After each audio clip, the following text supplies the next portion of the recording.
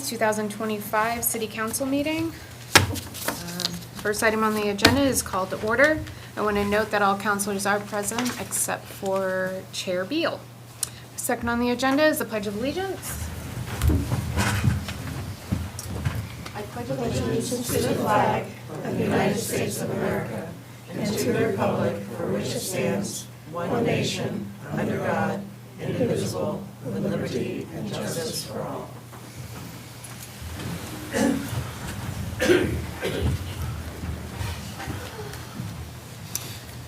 Number 3, rules of order. The city council meetings are conducted according to Robert's Rules of Order unless otherwise provided for and adopted by the city council during the organizational meeting in November. Number 4, adoption of the Ellsworth City Council minutes from the following meeting, January 21st, 2025, regular meeting. Move to accept. Second. Second. Any discussion? All those in favor? Number 5, presentation of awards for Tyler Kennedy for 10 years of service. However, I understand that he is not present this evening, and so I'll just go ahead and give this to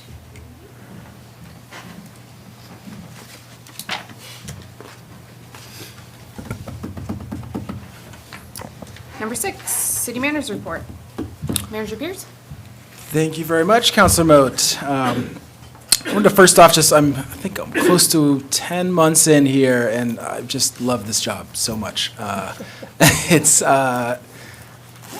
have a new deputy city manager that's on board this week, so it's been a lot of kind of offboarding of a lot of my brain and kind of what I've learned and what we've been through over the past 10, 11 months together. But I think, as Sarah was mentioning, just like, wow, this is a very interesting job. And it does not lack for that. I think I love that aspect of municipal government being public policy, public administration, but also that like human element to it, for good and for bad. I think I've had a lot of tough conversations with citizens. Oftentimes city government's kind of the last stop to get help on something, whether that's a courthouse not necessarily in the right location. We'll be talking later today about a pretty difficult issue regarding a private road that wasn't exactly built to what it should have probably been at the time, and a difficult piece there, but also just amazing citizens and communities and nonprofit leaders here in Ellsworth that are always willing to help, and I think have a high degree of, we can talk about difficult issues, but do so in really respectful and helpful ways that I've just found to be a great learning experience, and just wake up every day rip-roaring, ready to do good for Ellsworth. So thank you to this council and to the community for a great 10 months here, and looking forward to another 2 years and 2 months at least, and hopefully more.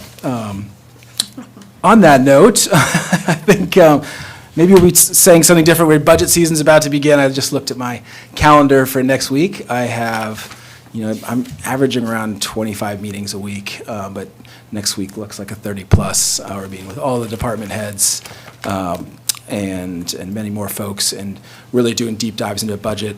A big thank you to the department staff, department heads and staff who have put a lot of effort into the budget already. I've been looking through the initial departmental requests. We're doing meetings next week to really dial in some additional details on what those requests incorporate, so that we can come back to council much earlier this year, as we discussed in a few finance committee meetings, and align our budget seasons a little more closely with the school side, who has to go earlier due to the election referendum portion of their budget. So after all the amazing work that the finance team and really our whole management staff, everybody kind of came together last year to do another round of implementing the budget software, and really set us up, I think, well for this year to have a lot more clarity, consistency, and it'll be a very public process, as we tried to do last year, as soon as we can get the draft budget of what the departmental requests and the manager's recommendations are, get that online with a new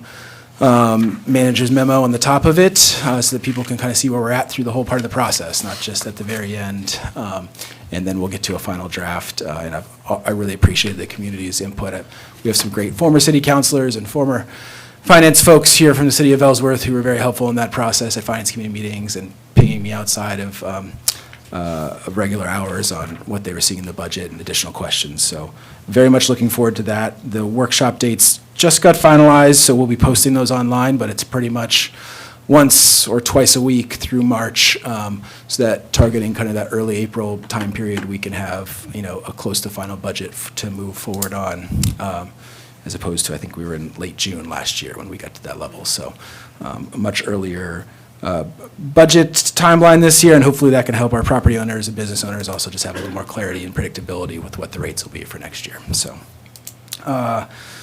on the budget side of things, I know, as you've all been seeing, I'm sure it's been a tough year for snow. I think a very Maine year, and I, for what have been, I'm a California kid originally, so I just still have a magical wonder for snow and shoveling, and really enjoyed most of my Memorial Day weekend shoveling. And then the plows would come by and put all the snow back into my driveway and my sidewalk that I just scooped out. And after driving around last week with the plow groups, I had a lot more respect for why they need to do that, how that happens, whether it's Castine, whether it's here. I know the highway teams have been working their tails off to really make sure that the streets around here are clear and passable. They also have been working really hard on the sidewalks. However, that's why I mentioned a budget tie-in. We're probably going to be coming to this budget cycle with a request for a new snow blower for the sidewalks. We've had to put one in the shop twice this year already. It's actually like a snow sidewalk plow, but we really feel like, especially in this Main Street area and some other key areas, doing a blower to really dial in those pieces is going to be important, and we're going to need to upgrade those pieces. So we'll talk more about that during the finance process, but they are working very hard to keep the roads clear, but then also to get to the sidewalks as soon as they possibly can. But there's also been some equipment failures that have kind of led to some of sidewalk issues that we're trying to iron out and get them as well as we can with the equipment we have.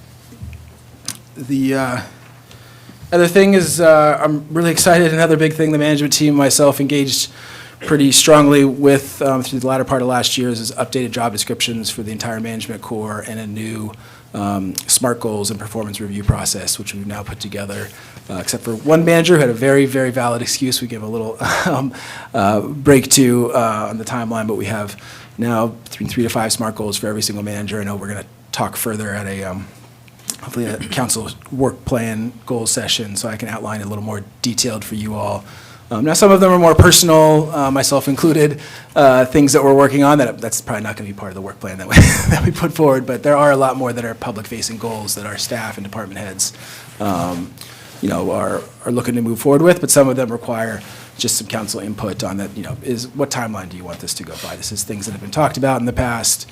We want to move forward. Let's really get pen to paper and put down the goals that we want to commit to for the year.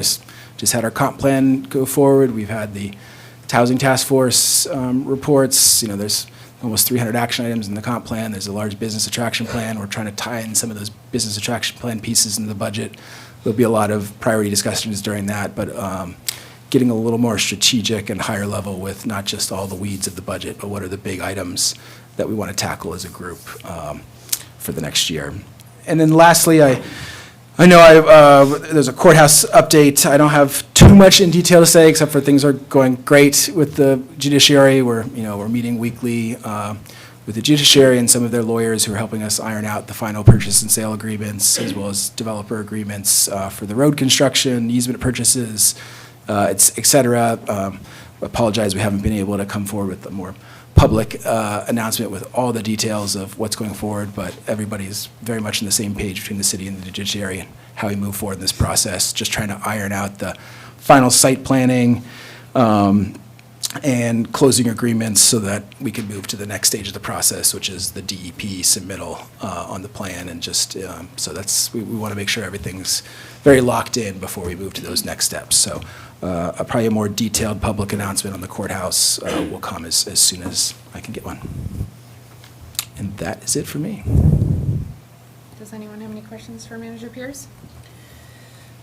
Just preliminarily, talking about budget season, I know the Recreation Commission just had a preliminary budget meeting and they see a lot of outside requests. I think the deadline was the 14th for outside.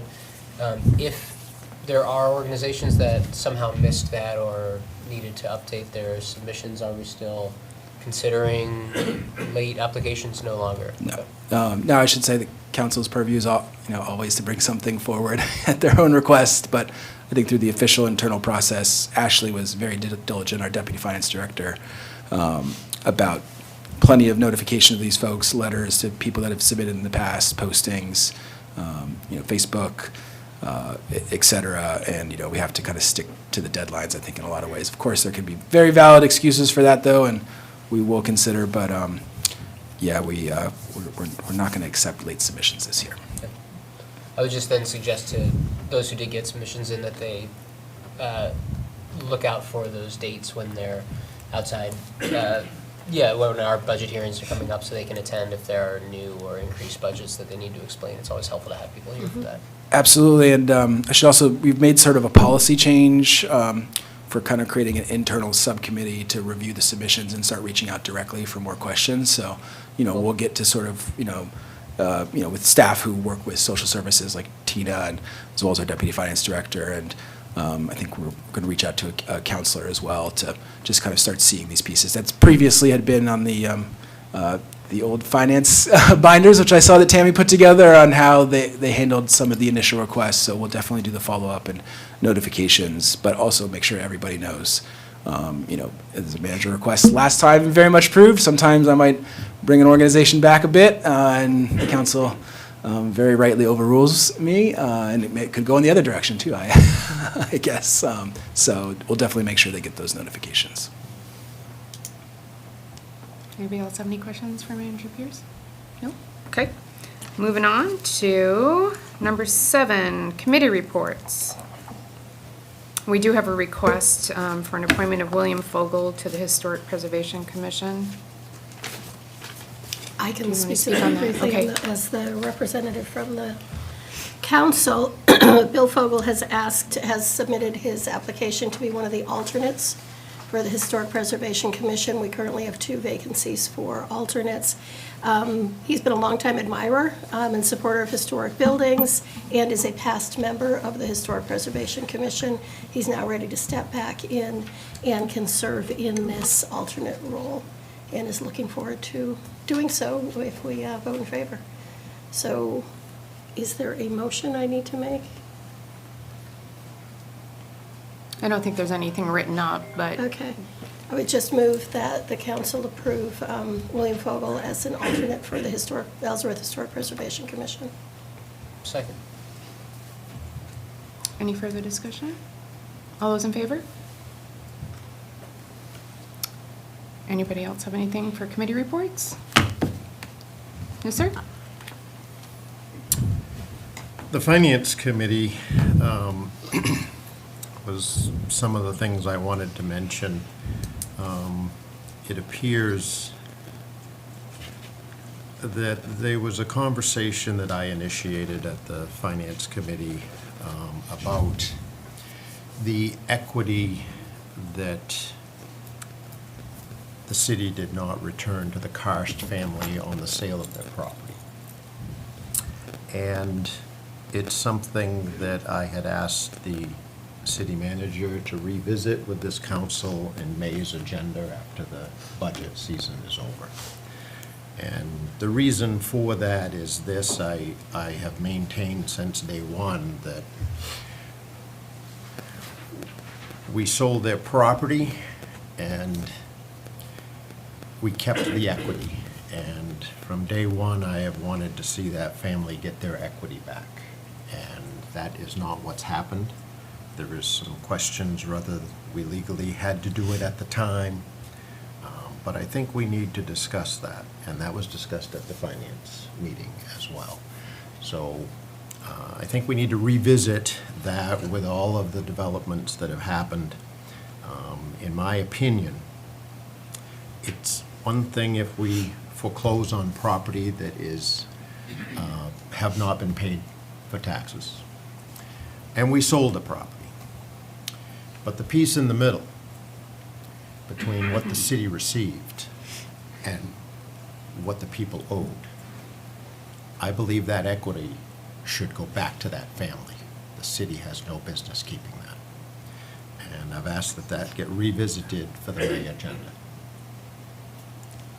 For this coming May? Well, we were This gonna- coming May, we wanted to May, kick yeah. it. Okay, all right, May. perfect. Yeah, we wanted to kick it ahead. I mean, it's been going on for a couple of years now. I view it as a very unfair move on the city's part. And I've asked that we revisit that in May. Can I just also add, just for those that weren't in the Finance Committee meeting, I think it's an important issue. It also kind of piggybacks on a project, a SMART goal actually, for one of our staffers that's doing an inventory of all city-owned property. There has been some changes in the law regarding tax-acquired lien property, and we hold a fair amount of this on the books. Some of it we own outright for previous projects that the city thought they might be engaged in, so that we can, have a discussion, should we sell those and get those back on the tax rolls? And then there's others that are in this category of tax lien. The new policy is, how do we move forward with them? So if they have to go to sale or auction, but then also how do the proceeds go back to the property owner? That's the law. But also absolutely promise Steve that we can revisit that other piece and decide, once I have a lot more details in the case, decide if we want to revisit that and potentially tag some of the proceeds from the other sales to this or not. And I know the council, once we have a full information scope for you all, you can look at how that was handled previously and see if the council wants to revisit that and how it was handled before. But definitely a And good I issue. think it's important. I was against it from day one to keep that equity. The city did keep that equity. And the bank wouldn't. If the bank were closed on a piece of property, they would take out their handling cost and the equity would go back to the owner. And the city should be no different. We can have legal discussions all we want. We can have back then, now, whatever. But come on, let's not keep somebody's equity in their home. Thank you. Anyone else? Yes. So I'm on the Community Development Block Grant Committee, and the city has, we've officially launched the Facade Improvement Grant Program that's offering matching funds to help the downtown businesses and property owners revitalize their building exteriors. It's funded through the Community Development Block Grant, which is a U.S. Department of Housing and Urban Development program, which provides a 3-to-1 match with grants up to $25,000 for improvements like brick repointing, signage, exterior lighting, and accessibility upgrades. These upgrades can help to attract more visitors, support our local businesses, and preserve the historic character of downtown Ellsworth. The applications are open now, and they're due on March 14th, and people interested in this program can find more online at ellsworthmaine.gov/facade, so if you are interested in that. Also, another committee update, the Arbor Commission has welcomed Michael, I might mispronounce his last name, it's Otswit Work, for the Ellsworth's first tree steward, and he started last month. He is also funded through a grant from the Conservation Corps through November of this year, and he will be helping the Arbor Commission manage our grant-funded projects that we have, and is currently researching, updating, and mapping Ellsworth's right-of-ways that not only will help our city staff, but property owners, residents, and developers. So we are thankful and welcome Michael. And that's all for me. Thank you. Anybody? Nothing? Okay, moving on. Number 8, citizen comments. This portion of the agenda is designated for citizens to speak on topics that are not listed on the agenda. We ask the speakers to approach the podium, state their name for the record, and limit their remarks to 3 minutes. Additionally, opportunities to comment on specific agenda items will be available as those items are discussed. Yes, sir.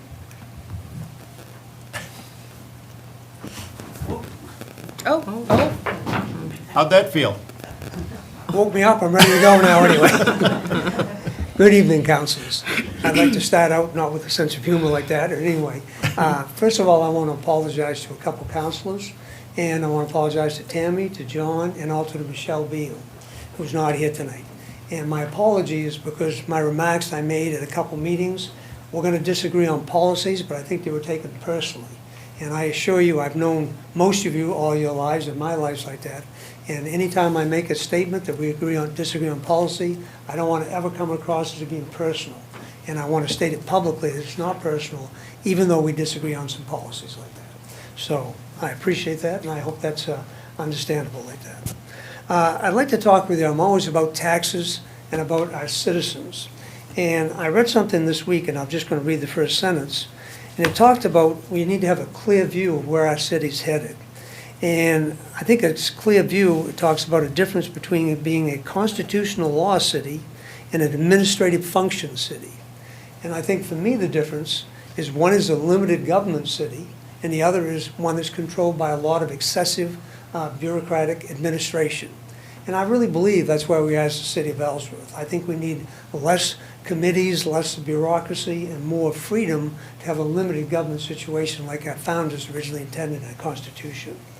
And I think there's a trend nationally coming that's going to be here in Ellsworth, and rather than being a follower, I'd like to see the city be a leader. And President Donald Trump has got a Department of Government Efficiency. And it's creating a lot of turmoil, but I believe it's addressing some of the situations that I think we have in the state and we have in our city about too much administration and not enough freedoms in our government situation. So I think the state of Maine almost made that switch to come up with different leadership, and I think that's going to happen in 2026. And I would like to encourage the city of Ellsworth to have the same type of thing. I think it's coming, and I think it's needed, and they call it DOGE, or Department of Government Efficiency. And it's a volunteer thing, and I would like to see that happen here in the city of Ellsworth. So I encourage the councilors to look ahead, see what's happening nationally, and look at see what's happening in our state, and I think it's going to happen here in the city of Ellsworth. And I'd rather have us be leaders, not followers when it comes to that. So I would just encourage us. I mean, I know there's people that would volunteer to do the same thing that Elon Musk is doing and other people here locally. That would make our city more efficient, which would reduce our taxes and reduce our administrative bureaucracy we have in the city of Ellsworth. So I would just appreciate it if the current councilors would consider doing that. Thank you very much. Okay.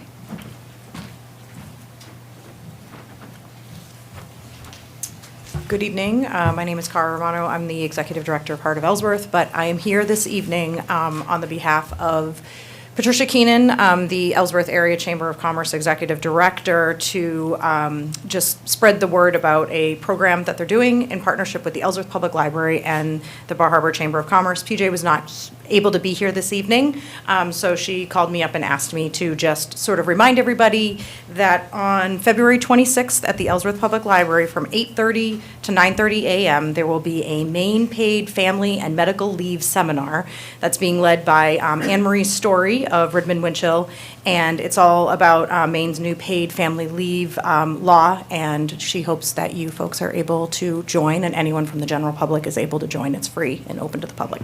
So, thank you. Thank you.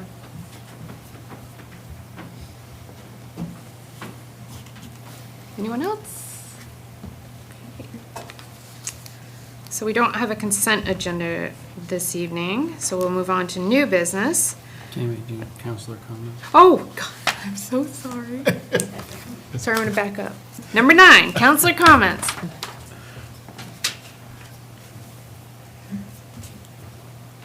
Why is everyone looking at me? You got something to say? You were looking over here. Does anyone want to go first? I will. I just wanted to say, I went on a tour with Charlie this past, I guess it was in January, of some of the city's essential departments that included the highway department, the police department, wastewater treatment plant, and the water department. And got to see kind of get a glimpse into what the day-to-day operations are for those departments, and it was it's really eye-opening and incredible. I loved it, and I really think that that should be something that all citizens can tap into, because I learned so much and have such a greater. I already appreciate city workers, as I've been one before, and it can be a thankless job, but it was. I appreciate you all even more after going and seeing your department. So thank you for having me in, showing me around. It was an awesome day. Did you get a snowplow ride along? Not yet. Oh, Believe me, it's on my that's list of things to do. It is a remarkably technical skill. Yes. I'm a little disappointed. Counselor, that you did not mention as part of your tour. Wow, it was amazing. Oh, we got to go to the cupola. Cupola, Yes. which was also my first time, and I got to see our facility director's handiwork. He has a very elaborate tarp bucket system Oh, to been like collect. that forever. I too have a cupola in my home, and it also leaks. I have not as elaborate or efficient of a system, but it's pretty impressive to get up there, a little dangerous, and also kind of shows the age of this building. And just a little plug for Jim, our facilities director. You may have seen him as a one-man show redoing the entire front cabinet areas of the city clerk's office to be more in line with their needs and for customer needs. And, he's a huge value add around here. I see him out here doing that. I see him out here, salting the walkways. He's out there trying to fix things on Knowlton Park. He is, as I say, the hardest working guy in show business around here, and the city owes a big debt of gratitude for how much value they get at his role here. So, To speak to that, his skill set is unbelievably large. yeah. We're very fortunate to have him. Any other counselor? Oh, I have plenty to Counselor say. O'Halloran. It wouldn't be right if I didn't speak during counselor comments. And I thought it might be handy if I pointed out an email that I received from a company by the name of OHI Maine. Now, I'm not exactly sure what OHI stands for, but there was a facility here beside Jonathan Edwards by the name of the Eagle's Nest or of some nature. And they left that facility and relocated up by the police department. I believe that building was at one time something to do with the state government, DHS, or something along those lines. And they were rather disappointed in all of the fees it cost to move there. Again, they were going from Main Street up onto Route 3, near the Buttermilk intersection. And they itemized the costs that it cost, not the upgrades on the building, just what they had to pay to the government to move. And I have long been a believer that we need to lower the fees to attract business, not charge all of these absorbent fees for business. Now, this is a nonprofit. I'm not exactly sure of their function, but they are a nonprofit, and I believe that they're a valuable service to our area. So they go to move up there, and they were charged by the city. And I'm not saying that the city's done anything wrong. My point is this, is that we need to lower the barriers to attract people, not raise the barriers to charge people. So this little nonprofit moved from Main Street over to Route 3. They had to pay the city of Ellsworth a $200 minor site development permit fee because they changed the use of the building. They had to pay a development district fee of $1,847.44. That's also known as an impact fee. It's rated by the number of trips in and out of that business within peak hours. They had to pay a public sewer connection permit fee of $500. They had to pay building alterations fee of $90, a plumbing permit of $10 per fixture, minimum $40, commercial electrical permit $50, business license permit $10, sign permit $10. The total fee that they had to pay is $2,747.44. That, to me, drives the point home, that if it costs a business in Ellsworth to move across town, if they have to pay their government $2,747, that's not sending the proper message of attracting businesses to Ellsworth. We need to lower these fees, not raise these fees. If you want to attract taxpayers, the entry needs to be very reasonable, not unreasonable. This $1,800 to drive 4 cars in on the peak hour, it's a one-time fee. But $2,700 is beyond unreasonable. If you want to attract new businesses, you're not going to do it this way. We need to get rid of these impact fees that are in only part of our town. It's foolishness, folks. $2,700 for a nonprofit to move across town. Again, I'm not saying the city's done anything wrong. I'm saying we need to change the way the city thinks and does. Thank you. And I think we'll have an opportunity to discuss more in the budget cycle on this one. I know, and I mentioned to you, Steve, we did have a finance committee. I know you were on, not able to attend that one. You know, we have done some comparative analysis of like cities and towns in Ellsworth where we're substantially under in terms of our fee charging in those categories. I can't quite spot check those pieces, but happy to look more into it. And then when we've talked to clerk's office and code on what we want to do about that. That's definitely want to make the barrier as low as possible, but there is a cost to having people go out there to make the inspections, do all these pieces. We're fairly behind on other cities and towns. Do we want to make sure that we adjust for inflation going forward? Do we want to lower it, to your point, on making the barrier lower? Well, we'll have a more robust conversation about that with. Thank you. I'd welcome that, because if you want the long-term dollar, the entry needs to be low. The long-term in the tax revenue. The entry definitely needs to be low. Okay. I'm done bitching. Oh, jeez. Okay, any other counselor comments? All right. Number 10, council order number 022500, ratification of the contract for the incoming deputy city manager. Councilor Pierce? No, Manager Pierce? Thank you, Councilor Moat. This was this is something I'm super excited about. I know we've talked about it a fair amount of times, both at finance committee meetings and other pieces on having a partner. It's a return of the deputy city management position, which the person across the table from me once held in, I think, 2020 was when you left the role, and it's a pretty critical function for the organization, and one that we spent a lot of due diligence trying to find the right person for. We received around 200 applications for the role. I'm happy and sad to say that the first person we interviewed ended up being the person that we decided to select.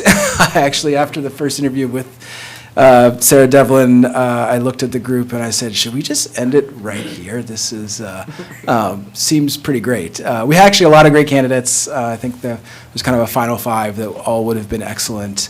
But one of the reasons Sarah was interviewed first is because she scored the best by the committee that looked at these resumes. And then throughout the additional 3 interviews we had with the team, really just shined on every piece of them.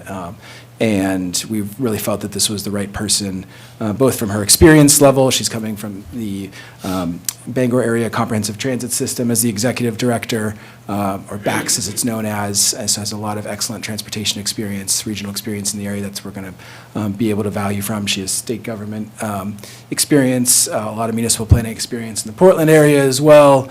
And I'd also just say, her management style, or self-awareness, all the big categories of just compassion, collaboration, teamwork, just scored off the charts on all of those pieces. And I think the team is extremely, extremely excited to move forward with her hiring. She, even today, we had 2 days last week together.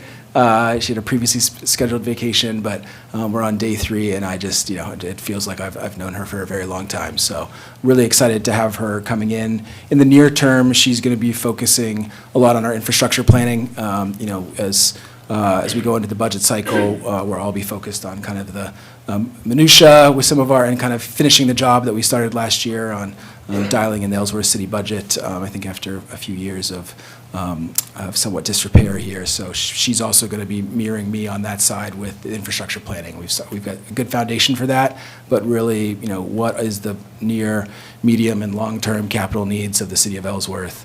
And then also grants management and centralization, and one of the key pieces is just general administration of the city.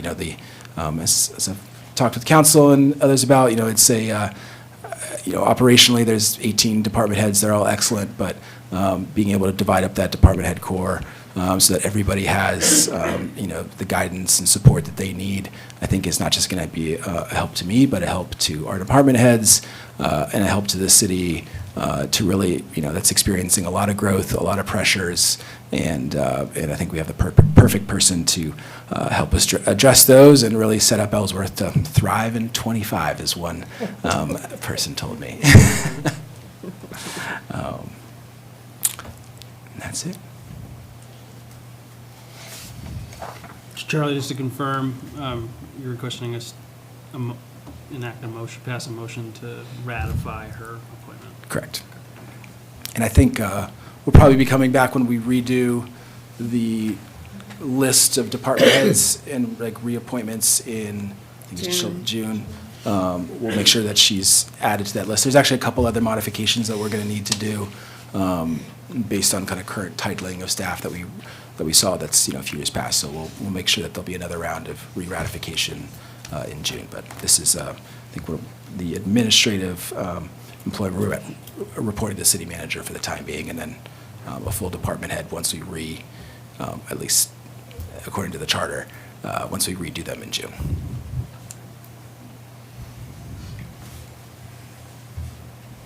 Does anyone have a motion? Discuss. Yeah, I'll make a motion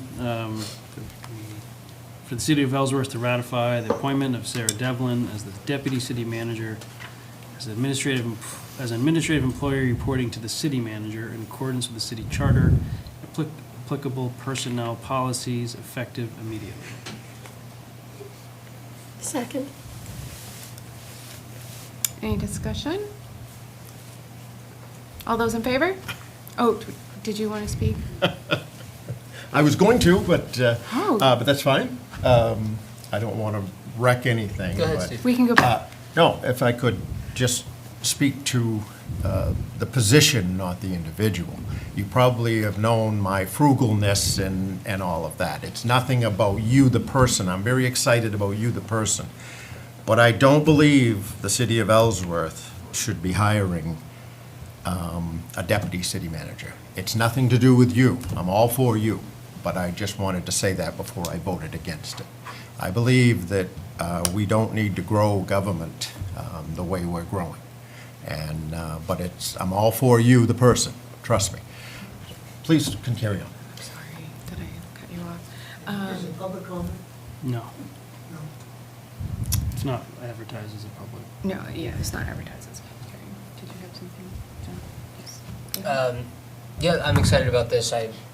For my role for the last 2.5 years on the Recreation Commission, there are so many things that we want to do as a commission, but moreover, there's so many things that citizens want. Trash pickup and cleanup and things that take a lot of, person power, and Public Works does a lot of that, but these big projects that move things forward, that beautify the town, these are things that people want from a city. They want the town to provide. A lot of these take a lot of bandwidth, and a volunteer group struggles to see those projects through from start to end.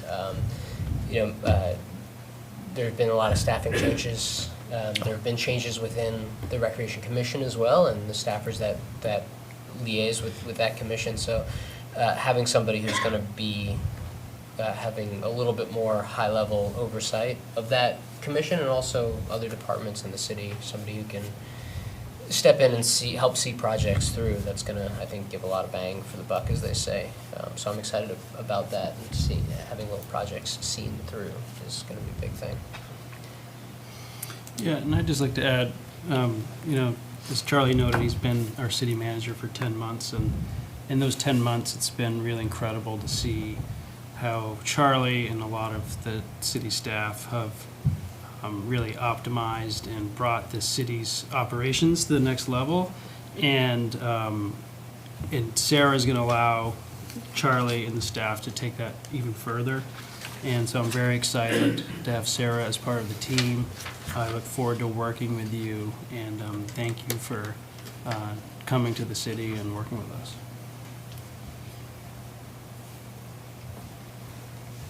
Ready for? Okay. All those in favor? Opposed? You got that? Okay.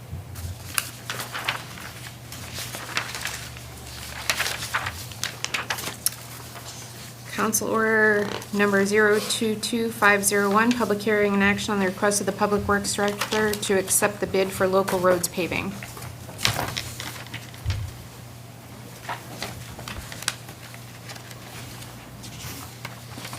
Good afternoon, or evening, councilors. Mike Harris, Public Works Director. I'm asking that this particular item be tabled because the bids that we received had discrepancies in them that need to be worked out with contractors. I don't feel comfortable presenting a bid package to you folks yet. The bids weren't apples to apples.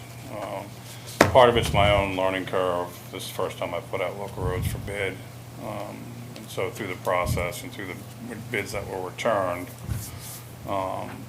yeah, next year will be a different metric for us. But I would rather make sure when I come in front of the council with a dollar figure of this magnitude and with the amount of projects that we're trying to get done, that we are accurate and we are accepting the best bid possible, and I don't feel like we're there right now, so. Mike, when do you expect, do you think this will be back on next month's month. agenda? Does that month delay cause any issues for the project moving No, forward? as far as I understand it, we have received two bids. Both bids had some issues that needed to be worked out. We're having both bidders come in together to sit down, and basically it's a situation where there are three pieces of the bid that were not bid correctly, and part of that's my fault, part of it's not my fault, but rather than just try and push it through and not pay attention to what's going on, I would rather have them come in, explain to them what they should have done and what we were looking for, and have them give us that pricing back, accurate pricing for what we want done. And then, well, I'll come to you with whichever bidder is. But in that month delay between now and then. It shouldn't affect anything there. They both knew that we were looking to start these roads in April. They're both ready to do that. It's just a matter of ironing out these last couple of pieces. And then I know that we're getting the best bid and accepting something that's accurate and is going to get us what we want. Yeah, I should note Mike and Amanda, our Public Works Administrator, have worked incredibly hard, just through the process to authorize the ban, figure out which roads are the most in need. Obviously, it didn't take an engineer coming in here to know that our roads have a lot of deferred maintenance, as we talked about previously.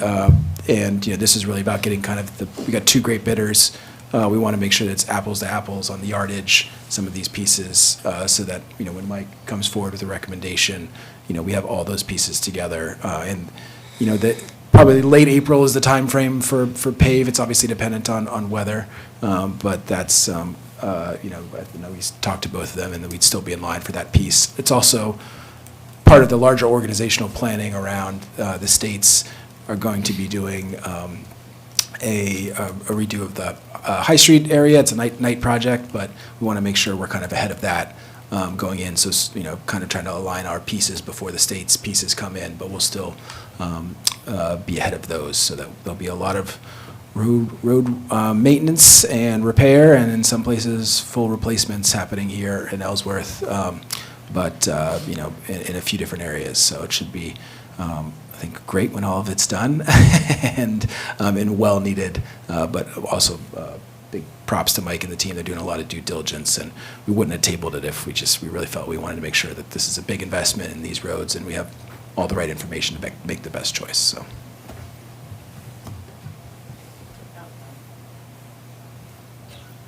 Was this, did you send out RFPs? How many, We sent out a bid package to 5 companies. to 5 companies? Yeah. And you had 2 come back? Yep, And then the discrepancy was, yeah. It was just a Found. situation where. it doesn't matter who did it, if I could interrupt just a second, it doesn't matter what happened, the fault or whatever, it makes sense to certainly make it right. I just don't want to alienate, I don't want to get into a situation where we're alienating Right. one of those 2 people that were the last ones standing. I want to handle that carefully, because if you've got 2 people that priced it and then there's discrepancies, I just want everything to be fair across the board when it comes back here. Yeah, so what I'm doing to avoid that is I'm having both of them come in and meet with me and Brian at the same time, so there's no question about what's going on. Lay out to them what the issues we found within the bid were, what our request for new information will be, and then they can go back and know that they're both bidding, repricing the exact same things.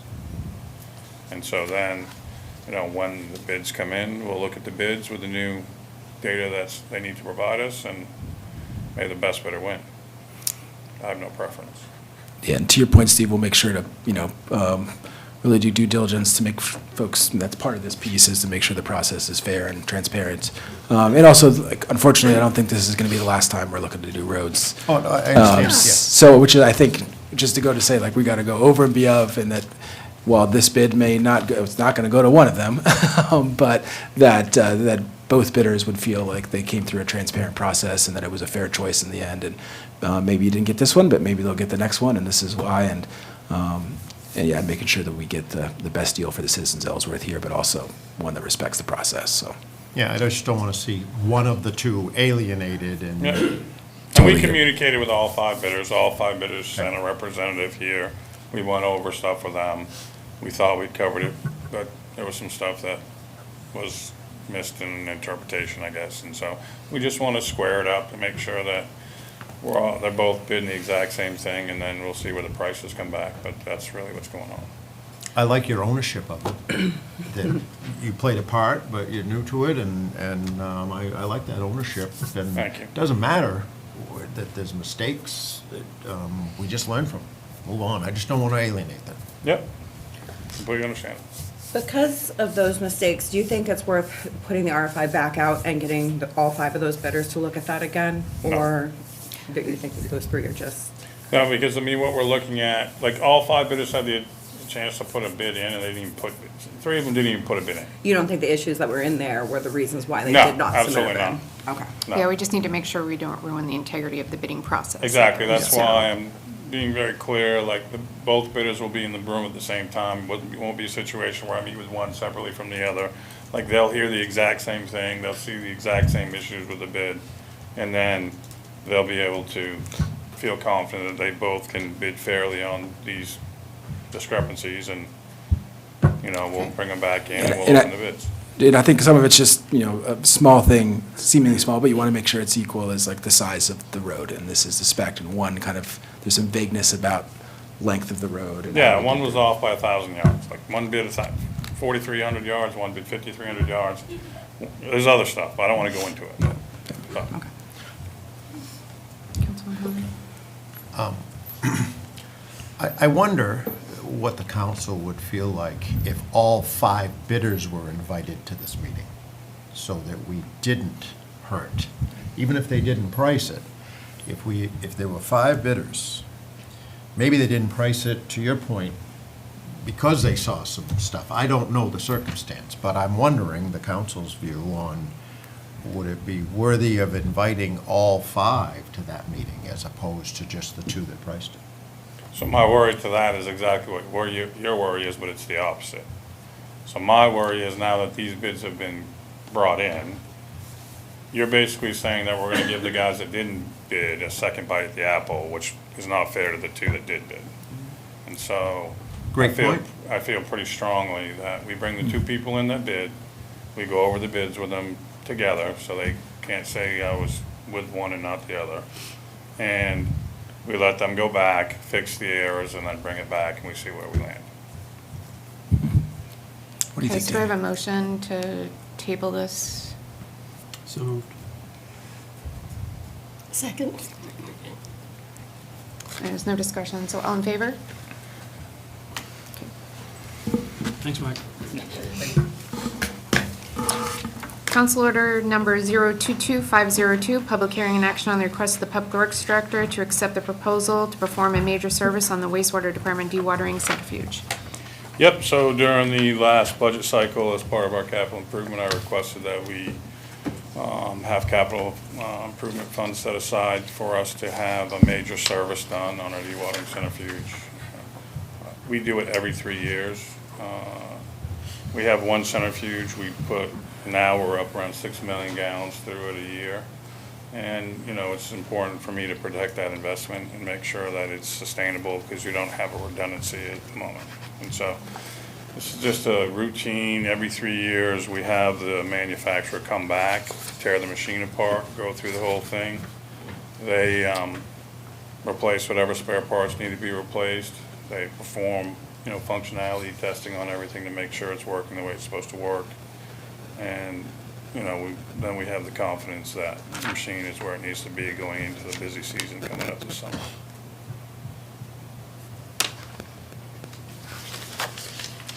So there was a new memo that was put in front of us that had some additional information.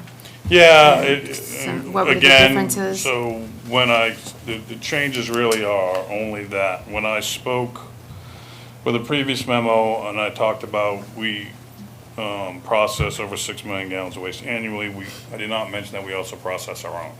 Like, we produce waste sludge, so even if we didn't have any hauled waste, we would still be using the centrifuge to take care of our stuff.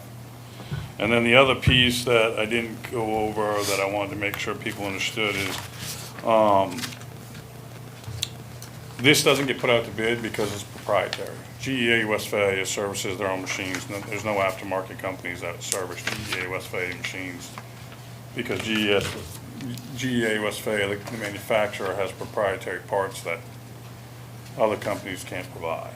And so and plus if we had somebody else come in or we used other people's parts, it would void the warranty we get when they come in and do the major service. I have a question. So Mike, in your memo, you know, you're asking for that we approve 29,300, but you also note that if certain parts are needed, that cost will go up. So the reason I put that in there is because the last time we had a major service done, we ended up we didn't know we were going to end up, but we ended up having to spend an additional $80,000 on some defective issues we found within the machine. I didn't know how to capture that possibility, so that's why I worded it the way I did. The machine's running great and we don't seem to have any issues, but if they tear it apart and find something, I wanted to at least have some wording in there that says, hey, we could find some unknown stuff once they tear this thing apart. And you'd have to come back to us. Yes. And ask for any Yes, unless it was under Charlie's purview or something, but if it was anything substantial, yeah, I would have to come back to you. Okay, great. Thanks, Mike. So to clarify, this is asking for something that was budgeted, routine necessary maintenance, but because it's over 10,000, it needs to come in for a vote. Yes, ma'am. We have a second memo about hauled waste cost analysis. Does that? Yeah, that was not supposed necessarily to be Okay. included with the. I was not making a connection between that Yeah, and this and wanted to make That was sure. provided for informational purposes, actually for Steve, separate from the memo. Okay, so just So- focusing on this right now. Because I remember Steve at one point said he had never gotten to see the cost analysis, and so I provided it. So Okay. what you see in front of you is the cost analysis that was provided to us by Wood and Curran, who did a pretty extensive cost analysis on whether or not we make money accepting the hauled waste. Great. And that's what that memo is. Thank So now Steve has a copy of it. And I gave it to everybody because Are there's we new allowed to count. read it too, Mike? or Sure. just- That's what I was saying, I gave it to everybody. Steve 'cause doesn't there's- agree with it, by the way. Because there's new counselors that may have not had the opportunity to see it before, so I just provided it to everybody, so everybody could look at it. Appreciate that. So, yes, ma'am? I have a couple questions. Is this a significant increase in cost from the last maintenance Yes. that happened 3 years ago? Yep. Why is that? Just the company increased what they charge us. And, So 3 years ago, I mean, costs are different, inflation's different, Sure. like the economy's different, so. okay. And then, is it possible to reduce the cost of maintenance if we do a more frequent service on it? Or is 3 years kind of the minimum? Yeah, for 3 this years is the machine? recommended. I think honestly, whether we did it at 2 years or 3 years, or maybe even 4 years, they'd still charge us $29,300. I mean, it's basically them going through the whole machine, replacing all the bearings and all the parts. Like, what they would do doesn't change necessarily, because it's all, the money that you're paying for, the majority of it's the parts. Yeah. And replacing parts and taking the old parts out, putting new parts in. And so, I mean, if you move to a 2-year cycle, you're probably still spending the same amount of money, you just spend it every 2 years now instead of every 3. Okay. So, yeah, I mean,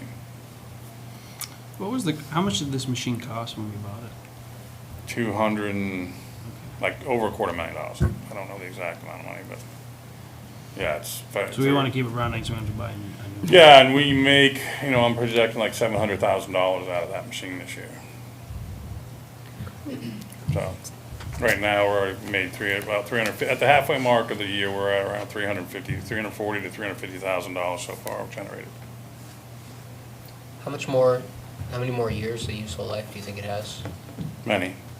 And I can't quantify it. I know machines, I've worked on centrifuges that have been around for 20-plus years.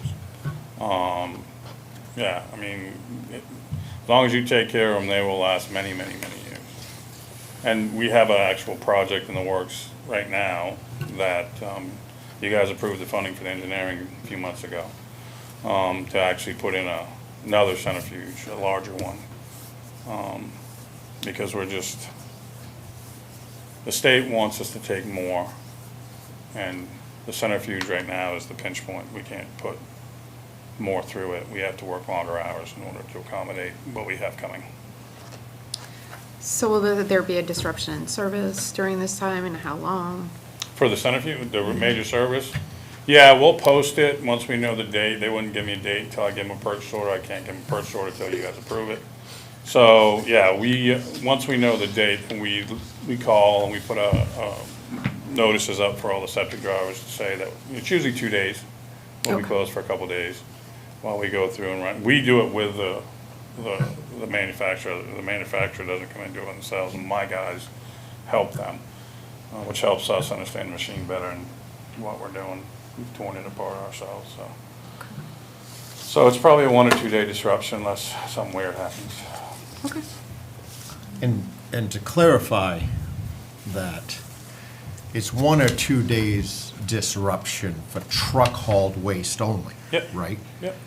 Mr. and Mrs. Ellsworth don't have to shut their septic down. No, they're all good. Okay? Yes, sir. I just wanted to make sure of that. Yeah. And actually, There's no secret to actually, to this. clarify that, there may not even be a disruption because all the hauled waste we take in, we put in storage tanks before we run it through.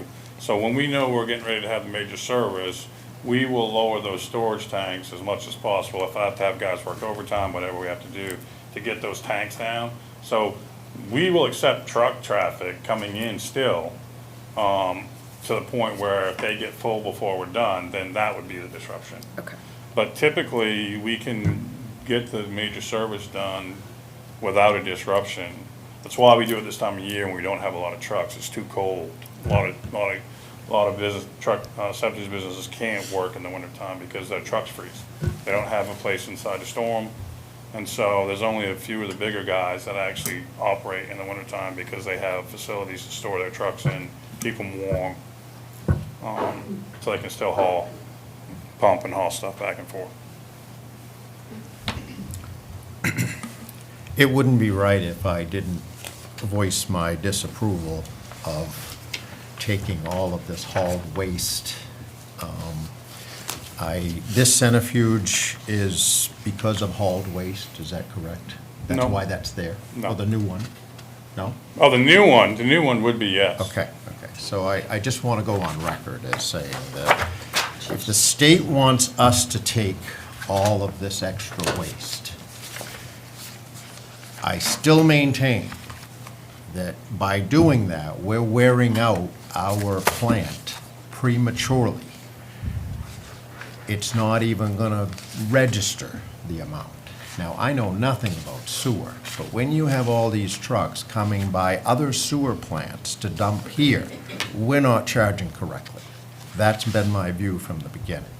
And I'd be crazy if I didn't take this opportunity to say that if you've got trucks in Milo, Maine, driving by Brewer to dump in Ellsworth, we're not charging right. There's more opportunity there if you're gonna take in outside trash or outside sewer. I realize you've got reports of variable costs, but I still am in disagreement when you have the financials that I saw down there, that there's not room for improvement. I don't think, just because the state wants us to take in more, we're the ones paying the bill here in Ellsworth. I disagree with that.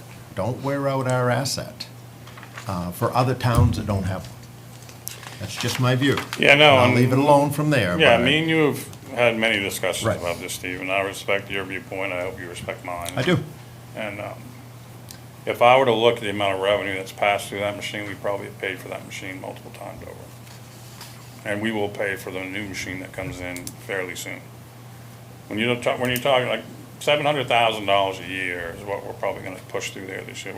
The revenue that's gonna be generated out of the machine this year. Now, you have the costs in front of you back when they were doing it at a lower rate, because we've raised our rates over the last couple of years. I have a fancy variable cost with no fixed cost in it, yes. Yeah, I mean, so that cost analysis that you have in front of you was generated at the will of the council because of our back and forth over this. And so that was the product that Wood & Kern gave us. And so, I understand, but it's variable cost, not fixed. It says your plant's never gonna wear out. And Yep. I'll end the discussion No, that way, it's okay? perfectly Because we fine. disagree with that. I know. But you can't lose money and make it up in volume. Just also noticed, if any folks like Tabitha, we would like to go out. This is a great time to view the wastewater treatment plant. It actually did not smell as bad as I thought it was going to. It also had some of the most disgustingly beautiful ice sculptures you could possibly imagine. That is tempting. That is tempting. Honestly, it was unique. This is probably better than July, but I got a tour of the water system, but not the wastewater, so I would be interested. I drive by it and wonder what's back there. You have to. It's amazing. they have this like dark, I don't know if what was the Okay. domed place? What was that? clarifiers, the secondary clarifiers are domed, so yeah. It was a science experiment. It was really interesting. I think the fact that Ellsworth has domed clarifiers should be a calling card for the city. It sounds impressive. No, the city invested a lot of money in that wastewater treatment plant, and it was well worth it. And it continues to pay dividends to this day. And so, Yes, I'm going to open the public hearing right now. If anyone wants to speak on this item.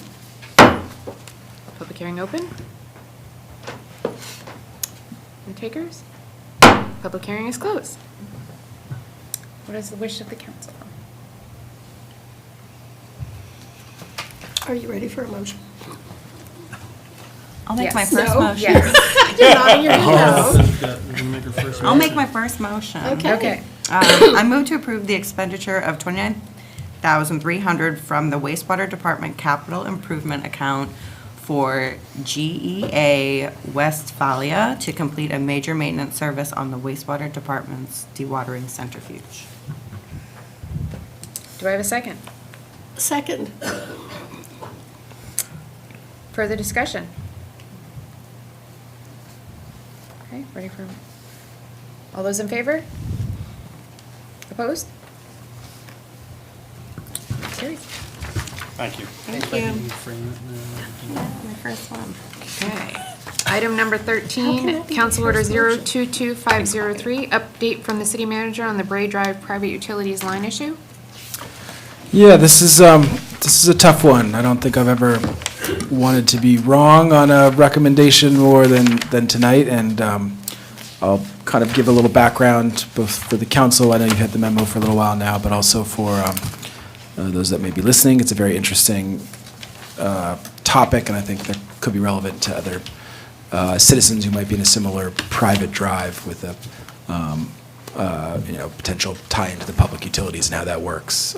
But for a little background, last year I was contacted by some Bray Drive residents regarding a water leak on a road that required repair. And upon review with the consultation with the Public Works Director, Wastewater and Water Department staff, our city planner, as well as now prior city managers and councilors, it was determined that Bray Drive is a private road, and as such, the city is legally prohibited from using taxpayer funds to repair the infrastructure, including the water lines within the private roadways. It's the equivalent of essentially a private line in your home that the city can't pay for those pieces. It's, that is the way the city classifies it, and through the Public Utilities Commission and others have certified we literally can't send our own staff to do so. I met with the Bray Avenue residents a couple times, one just myself, just to kind of get some background on the situation and what they're facing to kind of look into it more. Then we had a second meeting with some residents as well as our Public Works Director, planner, and others to kind of strategize some action options.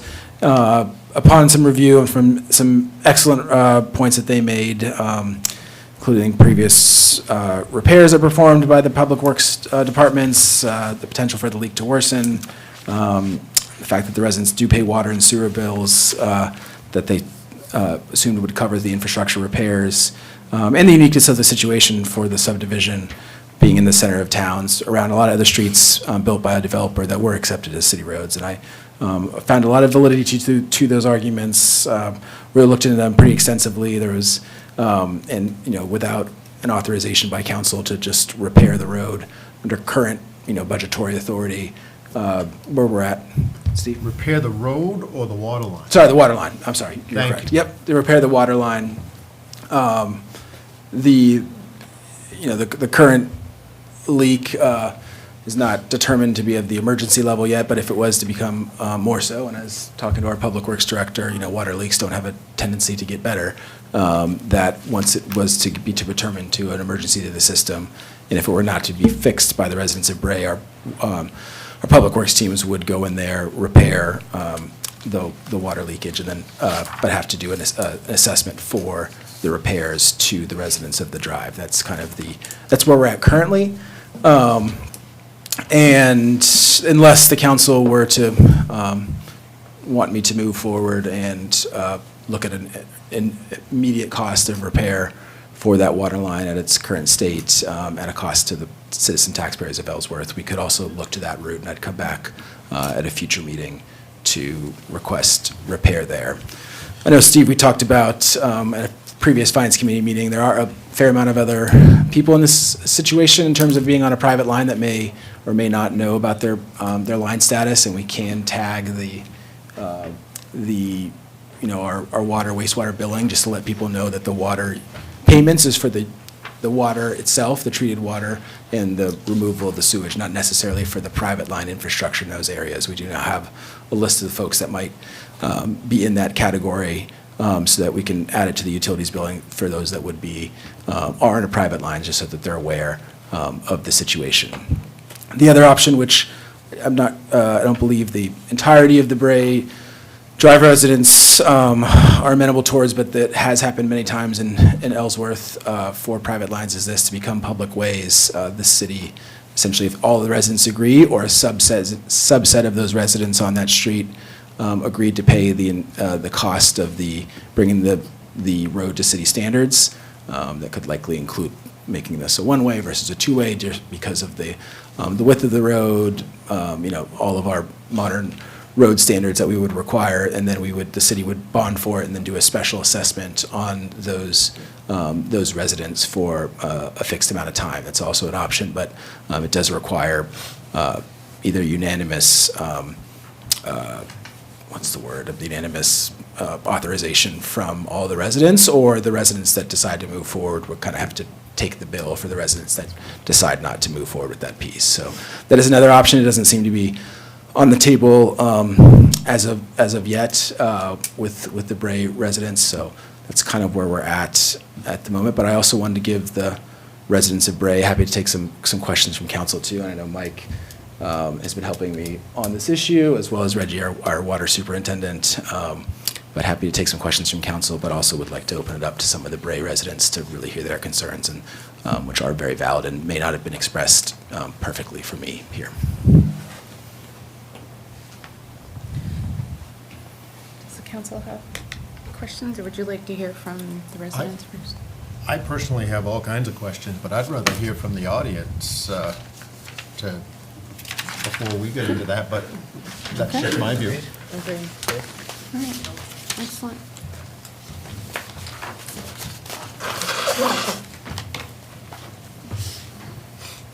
Thank you. Jack Frost, 6 Bray Drive in Ellsworth, since 1995. Thank you for your service. Thanks for hearing. Thanks to Charlie.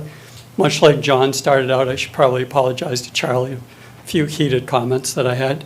But he's been a trooper. He stepped into this, not what he wanted to be dealing with in the first few months of his position. I'm going to make some points.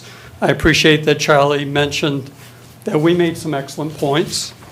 I don't know how excellent they are, but I do think there's some pieces that talk about some of the history of Bray Drive that are important for every councilor to know. I was not born until well after 1949, and looking at the council, that seems pretty obvious that you're in the same boat. It was about Thank you. 19... Steve? Buttering them up. Before 1949? I don't think so. It was 1949 when the plan was developed, which I have here. Charlie has offered to frame this depending on how the results of this goes, but it's Plan Book 6, page 35, Ellsworth. It's a full layout in 1949 by Earl Holt and Chaz Holt for the development, which is across the street from the Ellsworth track. Does everybody know where Bray Drive is? All right, I mean, it's a quarter mile from the Knowlton Park. It's across the street from the middle school, elementary school. It's about a half a mile from here in town Ellsworth with public sewer and water. I purchased a home 30 years ago with my wife. We raised our daughter there. I was the second owner. Our house was built around 1985. That's the year I graduated high school. As a side note, in 1989, I graduated from UMaine Machias, and my college roommate was Chaz Holt's grandson, Earl Holt. So, small world. Bray Drive was built out by Bobby Ray Builders, and includes Wichita Way, which there are 2 homes. There's a gentleman here from Wichita Way as well that connects down at the end of the road. When we bought our house, the realtor was clear that Ray Builders had experience with several developments in Ellsworth, and Bray Drive would become a city street once the final homes were completed and sold. Of course, that did not happen. About October of 1998, Bobby Ray shared with Dean Paquette. Some of you will know Dean Paquette, most of you won't. Dean was a music teacher in Ellsworth, was one of the first, I think the first homeowner on Bray Drive. He knew Bobby really well. He ran into Bobby at EBS, now Hammond Lumber. Some of you won't remember EBS. And he told Dean, hey, I'm done plowing your road. Dean knocked on the doors of people at Bray Drive and said, hey, pony up $100, we got to plow the road. We were just citizens doing our jobs, paying our bills, paying our sewer bills, paying our property taxes. And we didn't really take any initiative, and that's on us to do anything about that situation then. That was 27 years ago. For me, in my world, I'm pretty clear on dates because there's before Abigail and after Abigail. And this was about the time of Abigail, 1998, my daughter, our daughter. So we didn't do a lot there. Around the year 2000 in the summer, I was away for the weekend. I came home and the city was wrapping up the repair of a blockage in the sewer on Bray Drive. They did not hesitate to come fix the sewer around the year 2000. I'm pretty sure it may not have been the year 2000, but it was after Abigail. There was no hesitation in coming to fix the sewer, and I think it's important to know that the sewer was not a problem. What was a problem, admitted by Dean Paquette's wife, that there were things being flushed down the toilet that should not have been. So the sewer system has worked fine for 40 years. More recently, as you know, there was a water leak. We don't know how long it's been leaking, but maybe more than 6 months, more than a year, and possibly as many as 2 years. The homeowner that was there was elderly and recently sold their home. So that is somewhere around near 16 Bray Drive. I mentioned the issue of this being laid out in 1949. We know the standards of road development in 1949 are not what they are today. We know when Bobby built out those roads and built those homes, that probably the standards of what was needed at the time are different than now.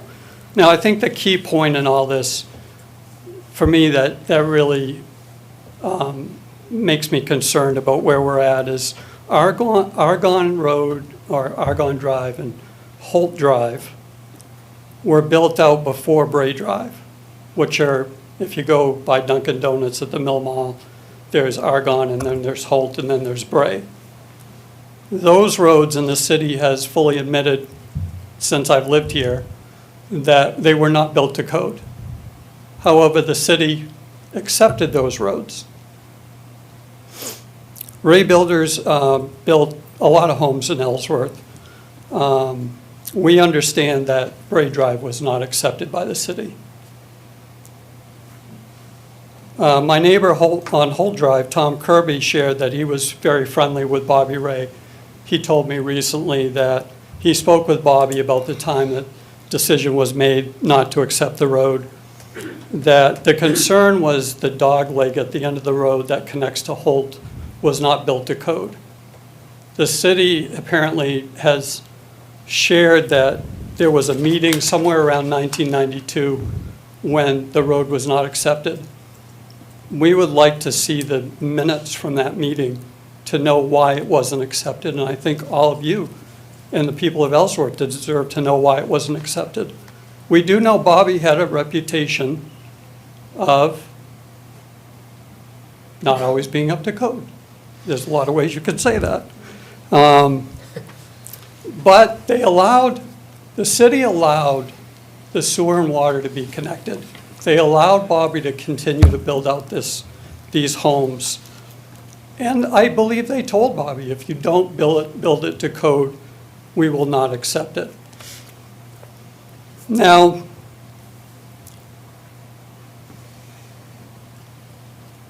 see where I'm at with my notes.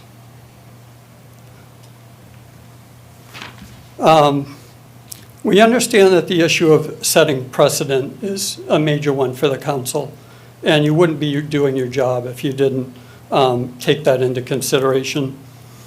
However, we also consider that the city has some level of responsibility for allowing Ray Builders to connect to the city sewer and water after not meeting code on the other roads, while they still accepted those roads. It was Ray Builders' intent to build a better road. If you go and walk down Bray Drive and walk on the other roads, I think you'll agree it's a better built road.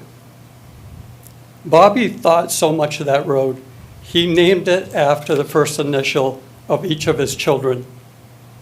That's where Bray Drive came from. In fact, in the 1990s, when Ellsworth was promoting their new brand business, leisure, and life. They took a photo of Bray Drive and put it in their branding. That's how much the city thought of a road they didn't accept. We understand that this is a matter that could have been addressed many years ago. And we appreciate your willingness to understand the history and to help consider the options. As Charlie mentioned, Holt and Argonne were recently, within the last decade or so, repaved and brought into a different standard, improved. It was at that time that they made them one way, further making the point that the roads were never built to code. Our road on Bray Drive is much wider and has held up very well. So we're just asking for you to understand these. We hope that this situation won't be something that happens again in Ellsworth. Mike Harris, Charlie have given us lots of apologies. We are sorry you're in this situation. Mike Harris spent quite a bit of time in the last meeting coming into the meeting saying, it stinks for the fact that you have to deal with this, but we're going to make sure it doesn't happen in the future. We are asking you to consider 14 homeowners that have always paid their taxes, worked hard. All of the homes have been sold and resold. If it weren't for Bobby, a lot of people would not be living in Ellsworth like me. That's a home that I could afford at the time for $100,000, 30 years ago. So I will end with that. And I know some other people probably have other things to say, so thank you.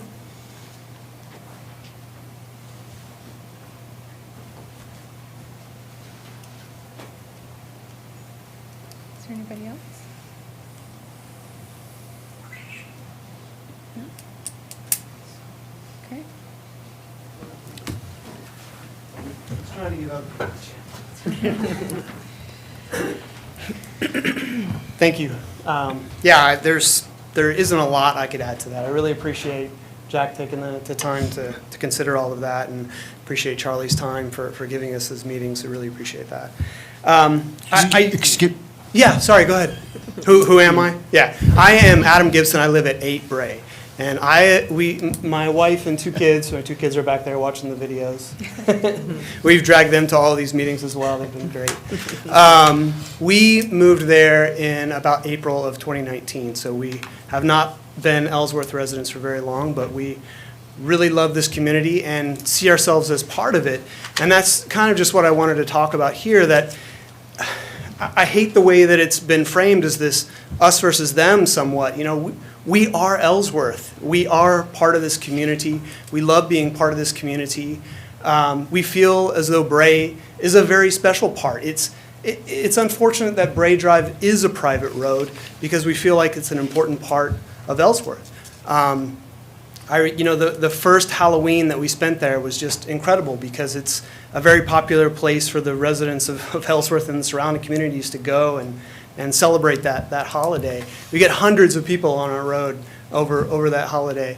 And it's also a very popular place for people to walk and run. We're really close to the track, so there's a lot of recreation that happens all throughout our neighborhood. So again, we view ourselves as a very integral part of Ellsworth. And these arguments that the taxpayer shouldn't be responsible for a private road, but we are the taxpayers. We're just asking you to consider your neighbors, to consider your community. Just thinking about how we got to this problem, it's been a problem that's going on for more than 40 years. It's nobody's fault, but here we are. You have your neighbors, your community are in crisis here, and we're just asking for a collaborative solution here.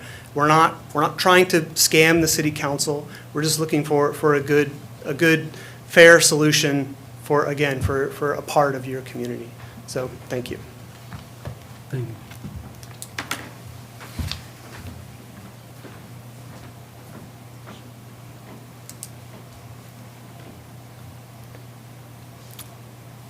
No one else? Questions? Is there anyone in the audience that is a resident of Bray Drive? There must be more. Aha. I realize public speaking is not something that everyone is comfortable with, but if you come to the meeting, if you could find your way up here just to give us your viewpoint, I think it's important that we hear from everyone that would like to say something, but really doesn't want to publicly speak.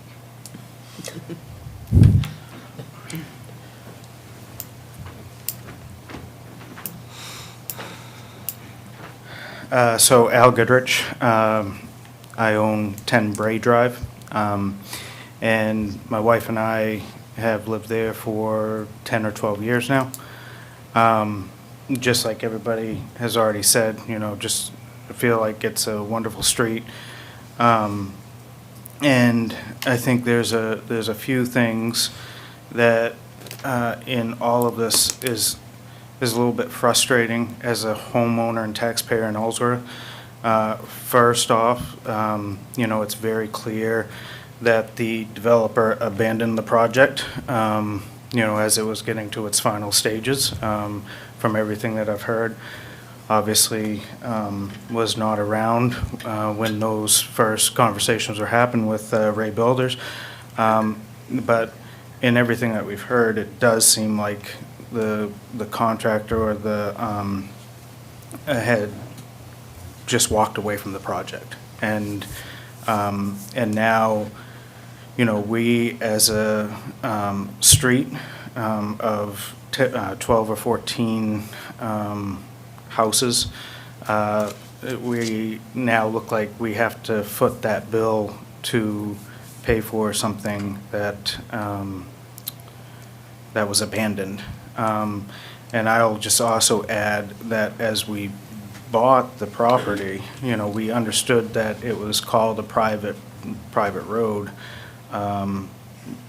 but we also were told that we receive all of the same utilities that every other, you know, citizen pays for and deserves. It was never brought to our attention that we would ever be in this position. You know, and to foot a potentially very large bill and only have 14 of us citizens paying for that. Of that, maybe 8 of us will actually contribute. It just it puts us as taxpayers in a very, very difficult position. You know, I think that may be all that I want to say. Thank you, though. Thank you.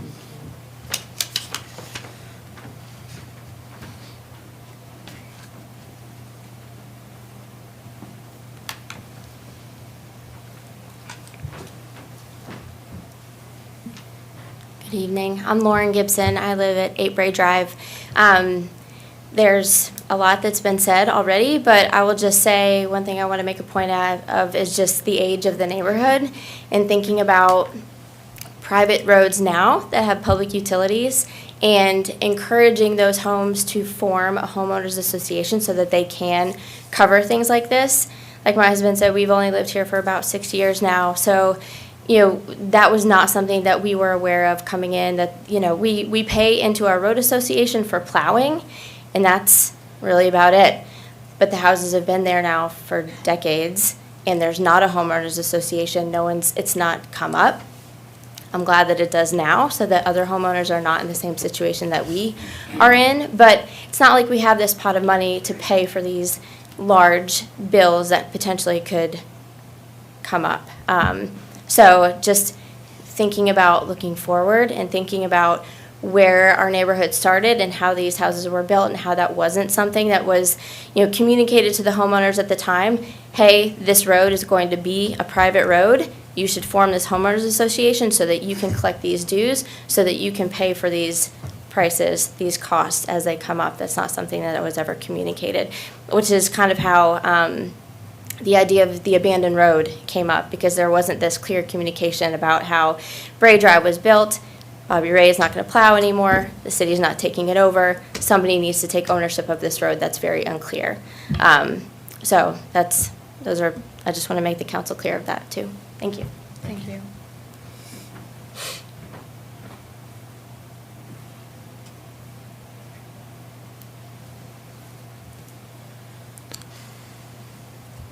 Okay.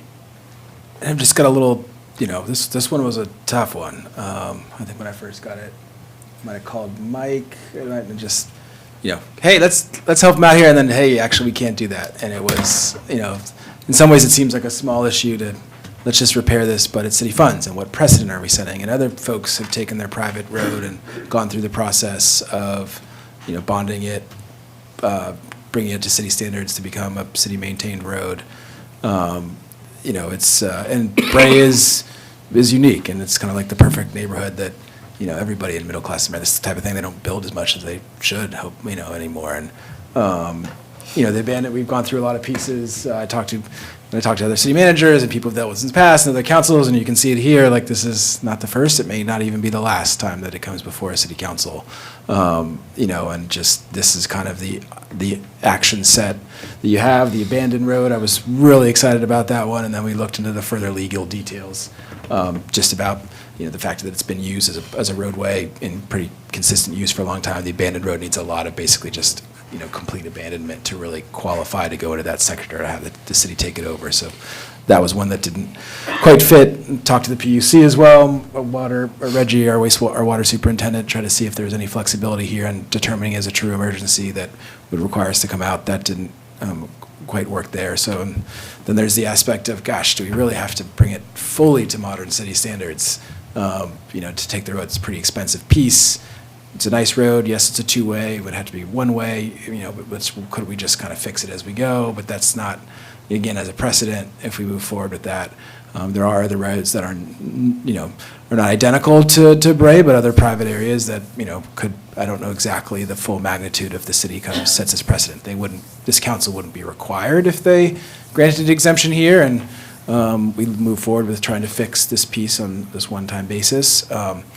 But that's not to say that there couldn't be more of these. That's really kind of the crux of where I came on, under current authority without council approval, I can't move forward to the Public Works team to just fix it on our own, even though it's not a huge, enormous cost. And then the other piece of just trying to do it and set this precedent, does concern me. So those are the big areas where I kind of fell down on.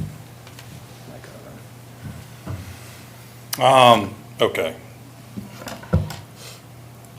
So, I love my job, but there are parts of my job that I don't love, and this is one of them.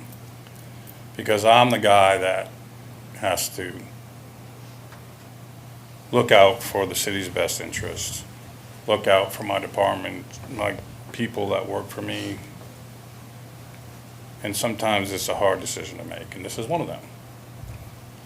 So just to kind of take this in pieces, the current water leak, okay?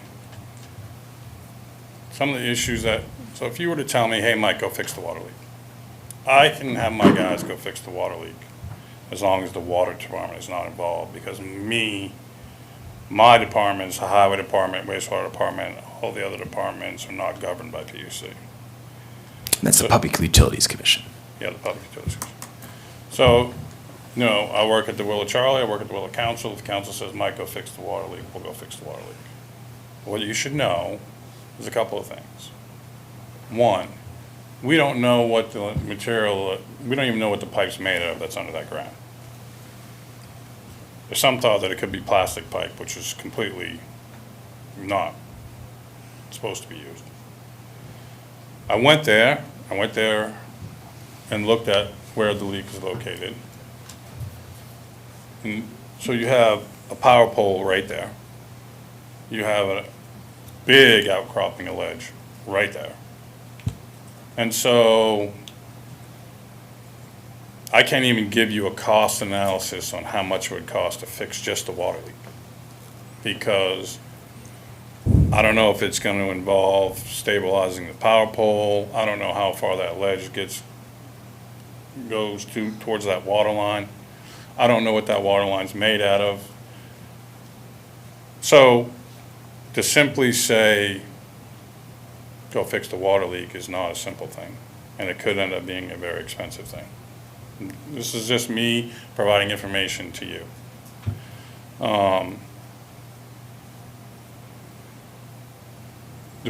Okay, so moving on from that. Bray Drive was built, and it wasn't built to city standards, as has been clearly pointed out. It came to the city for approval 3 times, it failed. I wasn't here, obviously, at the time that happened.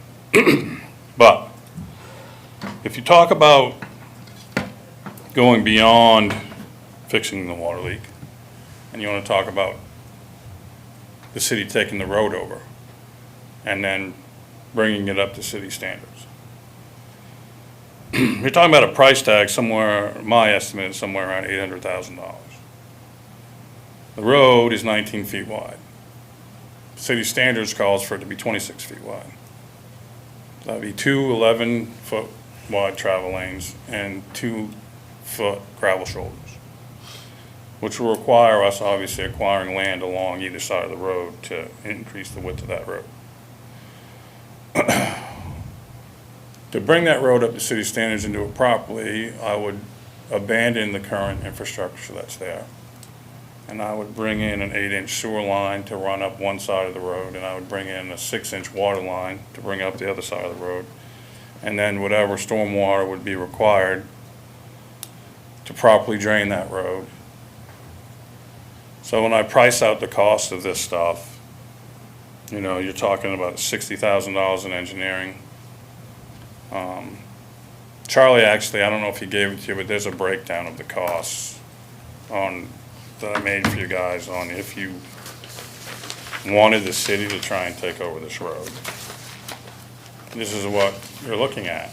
And obviously you don't want to tell 14 homeowners that we're going to spend $800,000 fixing your road and you're going to have to pay that back. It's not even, it just would boggle my mind as a homeowner to say I got to pay an extra $7,500 a year over the next 20 years probably to pay for this. We have many private roads in the city. And over the years, we have evolved and created road standards because of these very situations. If you want my honest opinion, I don't think we should allow private roads, period. I feel that way because the only thing a private road, only benefit for a private road, the only benefit, person that receives a benefit from that is the developer.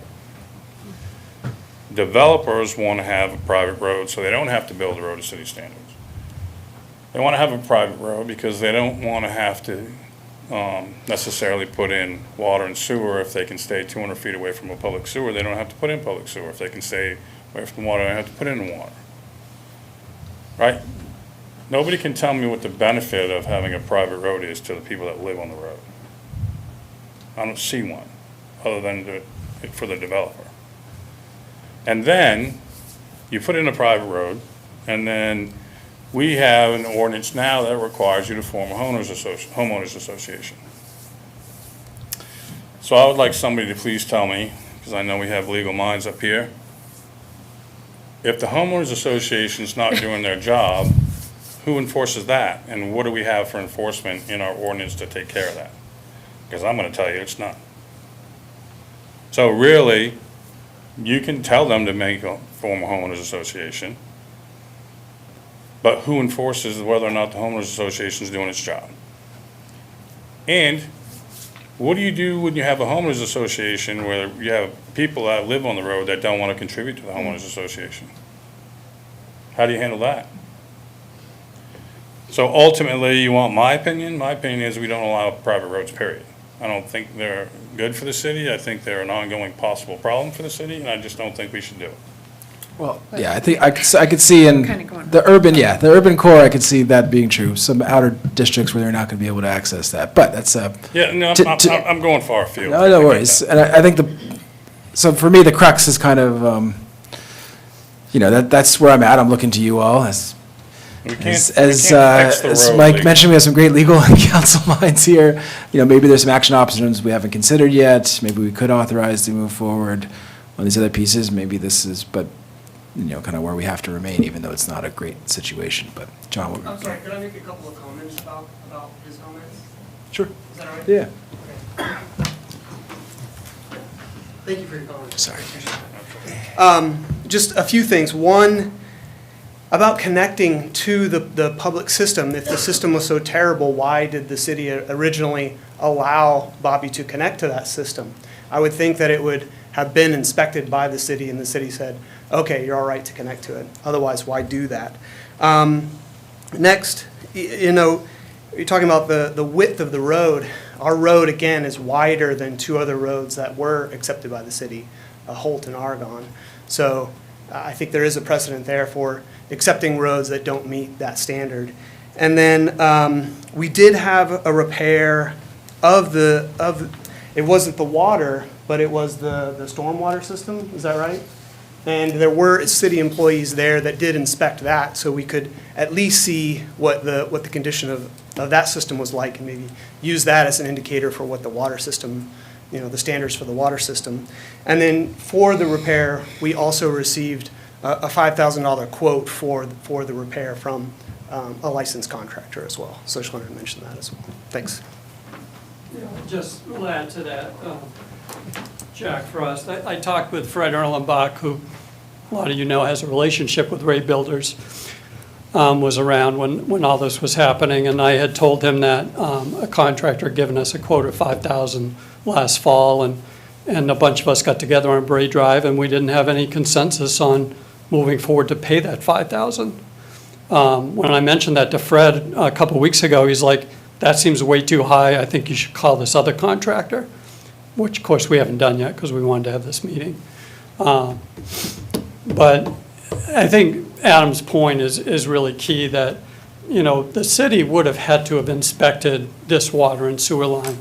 And I've asked at 3 different meetings, well, this is a third one, I guess, to see the notes on why this road, what was not up to code. Was it the sewer line? Was it with the water line?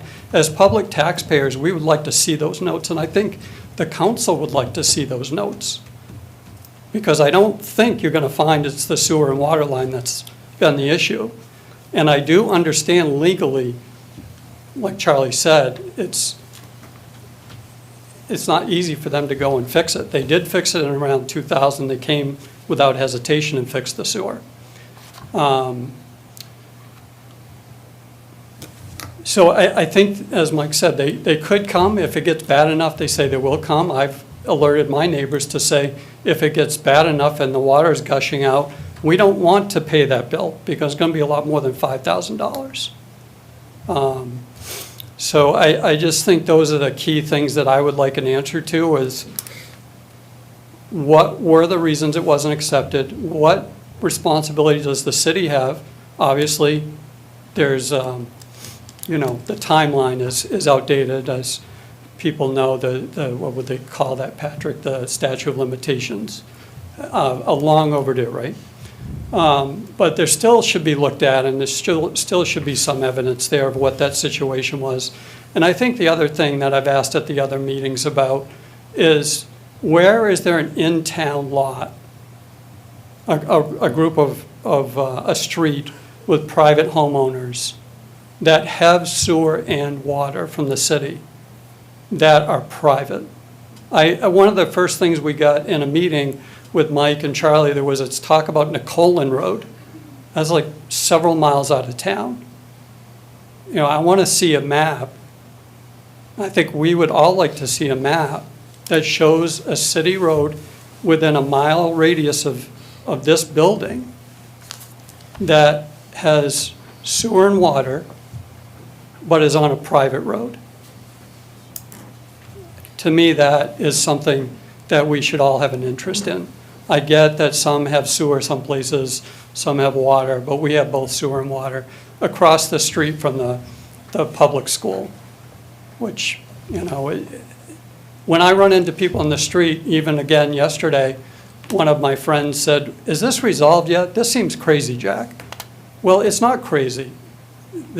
We understand there are rules and guidelines and policies, but the average person, from people like Bob Merrill and my friend Rod Fox lives on Pioneer Farm Way, private road, no sewer and water, ran into him the other day. This doesn't make any sense. And yet it does make sense. I can make sense of it. And as Council O'Halloran mentioned earlier, it doesn't always have to make sense to do the right thing. And you all are in a position of making decisions that are more common sense based and not just our attorney, which we don't have one, talking to your attorneys. So that's sort of my final point that I didn't get to say before. Jack, while you're still up here, that $5,000 estimated repair, was that an estimate for the current leaking water line? Yeah.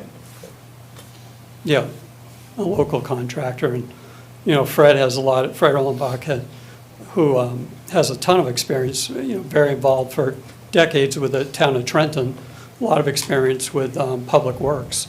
He thought that was way too high. And Mike makes some good points. You make some great points about where it's located, and there's some wetland vegetation growing at that location. And so we have a reason to believe it's been leaking a very long time. We don't know for how long. Yep. Sorry, I just had one more thing to add, just to give some context there. We're talking about this as a private road, but it's kind of unclear private for whom, because like I should mention, we don't have a formalized homeowners association. Like there's really, there's no indication really who has ownership over that road, because it's never been formalized. It was never designed as a private road. It was always assumed that it would be taken over by the city, and it never was. So that's why we were pursuing that abandoned road idea, because who actually owns it? That's really never been formalized, and that's why we're struggling so much, and could really use some help to give some structure to that, to kind of figure out where to go. And $5,000 is not a huge sum, but again, like, since we don't have that homeowners association, we're struggling to find out who's responsible and how we structure that sort of payment, and then moving forward, what is that going to look like in the longer term? So, sorry. So, just to clarify a couple of things. The sewer repair that happened on Bray Drive was actually the cross-country run that crosses from Bray Drive over to, I believe it's Holt. Mike, can you speak up a little bit? The sewer repair that they're talking about that happened, I was not here when that happened, but I spoke to somebody that was there. There was no digging involved, the line was plugged, we had it jetted, but it's the cross-country run that goes from Holt cross-country to Bray Drive. Two, the Bray Drive is not a unique situation in the center of the city. Edgewood Drive has water, sewer, paved, and it is a private road. And that would be the road that runs behind Crazy Sumo, Irving, goes to the apartment building and the bank. Summer Way, which is up in the neighborhood above here by the hospital, is also a private road that has water and sewer. And it's a private way, and it's not as long as Bray Drive, so I'm not comparing Summer Way to Bray Drive. I'm just pointing out that when you talk about this, I want you to have the context, so that, yes, sir. Would you, for those two private roads with water and sewer, is it the same principle that the city wouldn't do any work on that infrastructure? Right. Yeah. We don't plow Edgewood Way. Edgewood Way is private. Edgewood Way has, anybody that's driven on that road behind Irving to get out to Dean Street knows the potholes in that thing get to be seriously deep. We do not take care of that. We do not touch that road.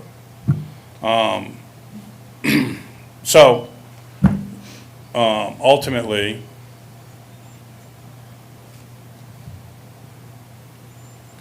it becomes incumbent upon us to decide, where do we draw this line? Like, how do you sit here and say, we're gonna do this for one and we're not gonna do this for another? That is why the city has always stood firm on its policy towards private roads. And if you folks decide that you're gonna make the exception, I'm not here to speak against that. Like I said, I work at the will of the council and the will of Charlie. You tell me, Mike, we're gonna take this road over, and we're gonna pay for it, fine, I'll go do the work, that's what I do. We'll go do the work, that's what we do, okay? I'm just here to advocate, because I feel it's my job as a public works director to make sure that you guys have the best information to make the right decision and the impacts that that decision is gonna have on us as a city moving forward and how we handle other instances where we have private roads that want us to do work. Mike, and maybe Charlie, these folks brought up Argonne and Hope Drives that were taken over by the city. This was probably before your time, but do we have any information about, was that paid for by the residents there or a homeowners association, or did the city? When Bobby Ray built them, they were accepted by the city. Okay. And I can't, honestly, I can't speak to what happened with Bray Drive. What I can tell you is, we don't even know what we had as a city for code enforcement then. I don't. I can't speak to it. Like for us, for me, like if a subdivision goes in and they connect to the sewer and it's private, my concern is where they connect to the sewer. Where you connect to the sewer, I have governance over. And we've typically stayed out of the private realm of trying to dictate to private contractors what they're gonna build and how they're gonna build it. We have this same situation that they're talking about where we have a sewer on a bigger road that was built by Bobby Ray, that was absolutely not built to city standards. We would never allow that to be built that way today. But you have to understand that our purview is not to go out and inspect the private roads. Our purview is to say, okay, you come to me with a drawing, and this is now, I don't even know what it was back then. You come to me with a drawing and it calls out what you're gonna put in for a sewer, what you're gonna put in for a water line, and where it's gonna connect to the main. We make sure that we tell you what we want. And then it's on, the burden then falls on the code enforcement officer to go out and make sure that whatever was dictated to these people was done. And back then, I think there was probably one code enforcement officer, and him trying to keep up with everything that's going on in the city, stuff slipped through the cracks. We, since I have been here, have had to pay for inconsistencies from our past. We've had to pay for mistakes from our past. We're trying to keep those mistakes from happening again.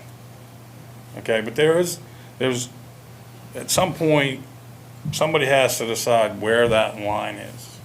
Yeah, and I can look into that other piece a little more. In the previous request of some staff, we couldn't find anything more detailed. I know the newspaper found that kind of article that mentioned, councils. I also talked to a former city manager from the 1990s from here, and who looked at this in detail when it was presented to him, and he found it wasn't to city standards, and that if it needed to be, it had to be a special assessment. It's kind of, I won't speak for Michelle, but also talked to her about that. Seemed to be a similar. There is, you could issue an exemption here and to our rules of, but the precedent even for Holt or something, if there was something different there that I'm not quite sure, like you can still issue an exemption, and Patrick, you may be able to clarify my legal opinion here, but we can move forward to just issue exemption to this public standards and take this road, but that would really, I think, to those other pieces also leave us open to taking there. We could also authorize funding to move forward and fix this on a one-time basis and not establish it as necessarily a precedent. But to Mike's point, we do this. We got it today on a windrow that's in front of a building, and a request to kind of remove those and have those not there. And we could, for that one person, change our entire. But then we got to do all the windrows, right? And there's thousands of windrows in front of every resident in Ellsworth.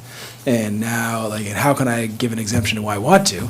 I want to just say, sure, we'll send the crew over there and we'll pick it up, but, the windrows are going to be the windrows, and that if we, to me, in some ways, this is on a bigger scale is somewhat similar. We can't necessarily establish a precedent, because, there could be more and more like this, so. Just one more brief, if you could. Is there an immediate harm being done by this leak to the city, aside from what's happening No. in the wetlands? It's a minor leak. It's not even going in the road. That would be my concern if it was, but it's really just running off into. Going into the summer. Yeah, absolutely. Well, when I was there, me and Brian went there. There was a little bit of dampness along the road, edge of the road, but the majority of the water was ending up in a ditch line that ran away from the road. And so, yeah, I mean, it's a minor leak. It's what it is. It's a minor leak. And, maybe their $5,000 estimate's good. I mean, if you could dig right down to it, find it, patch it, put it back together, fill it back in, you're probably in that realm. I just don't know that you can do that. And that's my fear, because of all the stuff that's around it.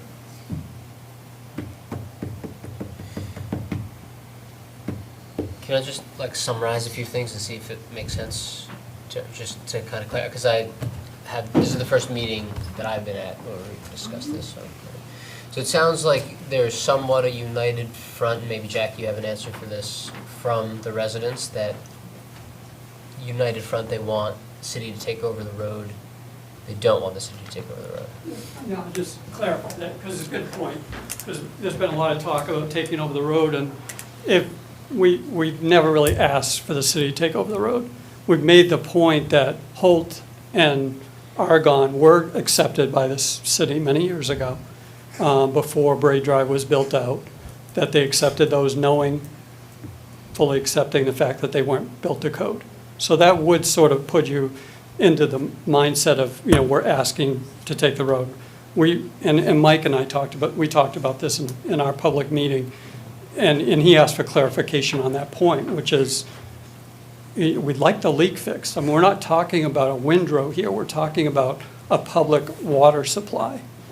And the longer it goes, as Mike said, and we all know, it's not gonna get better on its own. So when it's not frozen, the water is seeping out onto the edge of the road. It's not like you could see it bubbling up. And the city was contacted by a realtor to say, hey, can you go look at this? Because we think your water's leaking, because we're trying to sell this house. I think it's 16 Bray Drive. And I'm like, hey, why are you calling me? I live at 6 Bray on the other end of the road. She goes, well, you're the president. I'm like, I'm not the president of anything. You seem like you should be. Yeah, I should. I tried to channel my inner Browns tonight for Charlie. But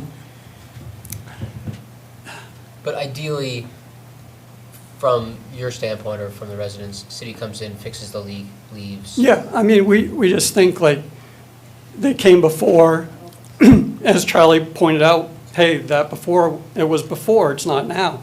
Okay, but we all agree that they came and they fixed this other one, so we have been paying to plow the road for all these years and do some basic upkeep. And it just didn't cross our mind when this was leaking that there was gonna be any issue. So yeah, it's not, it'd be great to have the road taken, but $800,000 is not a reality for people on Bray Drive. It's just not.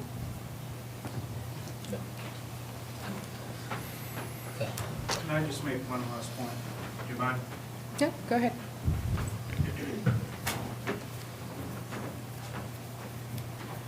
I don't like really speaking in public a lot, so I do apologize if I stuttered my way through this. But I think somebody brought up common sense. We have been all but assured that if the water starts shooting up out of the ground, that our Public Works will come over and restore the system so that it will work again, so that we can get water. To me, the common sense approach here would be to fix a $5,000 problem before it becomes a $400,000 problem because there's water shooting everywhere. You know, so that's just, you know, I just wish that we just at least consider common sense in this instead of, before it turns into this huge problem that either you guys have to pay for or we have to pay for. If we can get a resolution that is common sense based, it'd be awesome.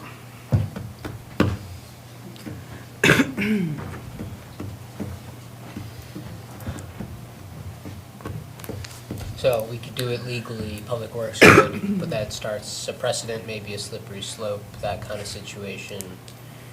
Or we could not do it and then it maybe explodes and then we have to do it. Yeah, and then we'd have to charge the residents. Then we'd have to. Right, and Could then, we do it, maybe it's $5,000 and we somehow charge the residents through increased taxes over a time period? Is there any? I think they'd have to agree to that. Patrick, I don't think we can just go out and fix a private line that we don't have a full agreement. Yeah, I've got a few thoughts, John. Please, yeah, just move on. So, you know, someone, I think it was Mr. Gibson said, like, you know, we're Ellsworth, and I agree. And, you know, my son goes to the elementary school, and I have friends on Bray Drive, and so I agree with that, and it's big. It's a big part of our community, but it's a private road, and it's private sewer, and it's private water. I live on a private road, and I have a septic system, and I have a well. And if my septic system fails, I pay for it. And if my well fails, I pay for it. And I know that's, you know, I know this situation is more complicated than that, but at the end of the day, that's the difference between a private and a public road and private wastewater and sewer, or in water.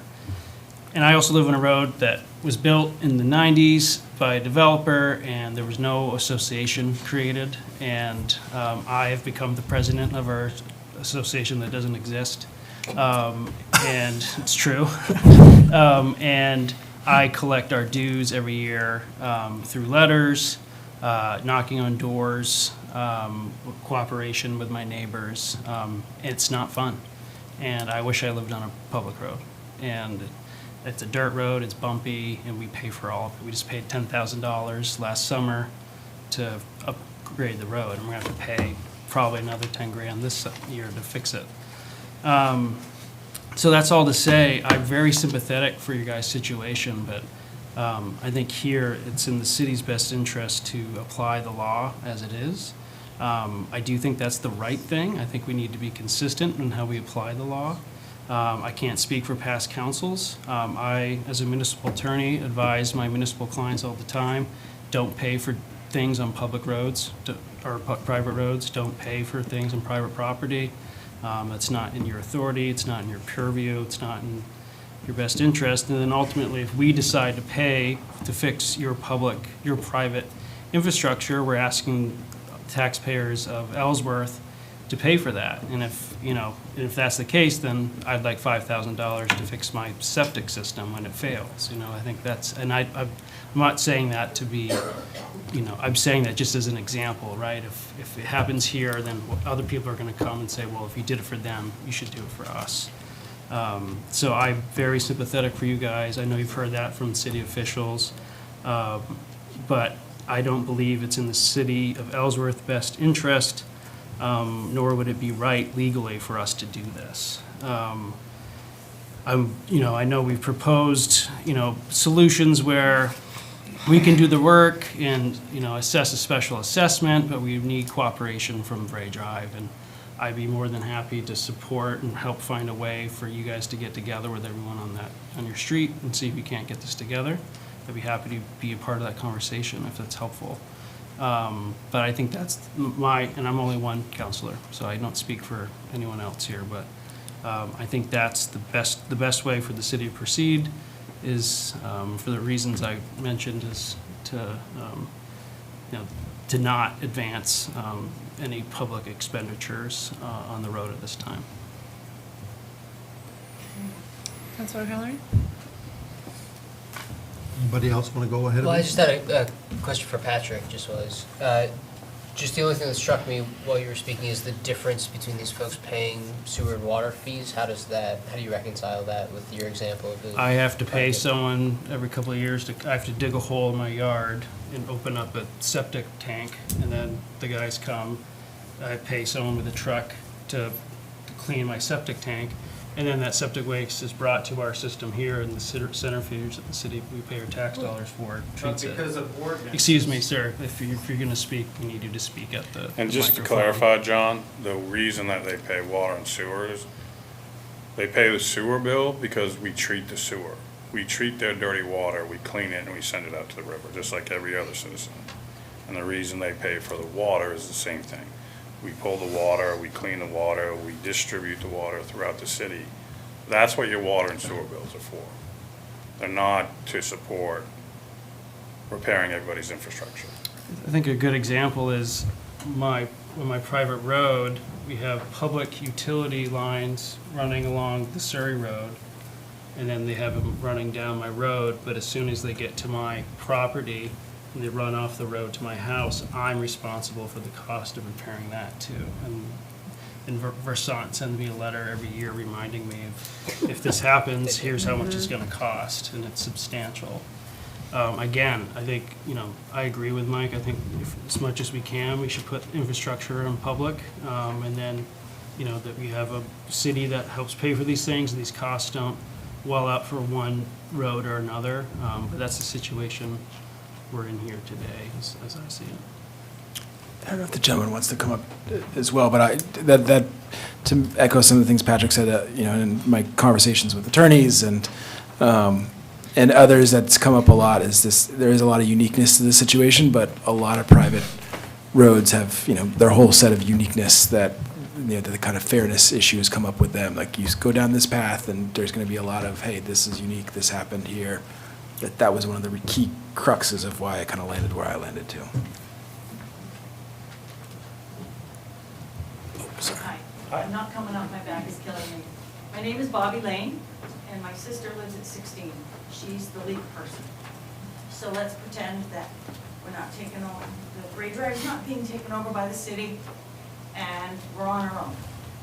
So if we choose to fix the leak, we'll just say it's $10,000. Okay. Does the city have to oversee that work by being there?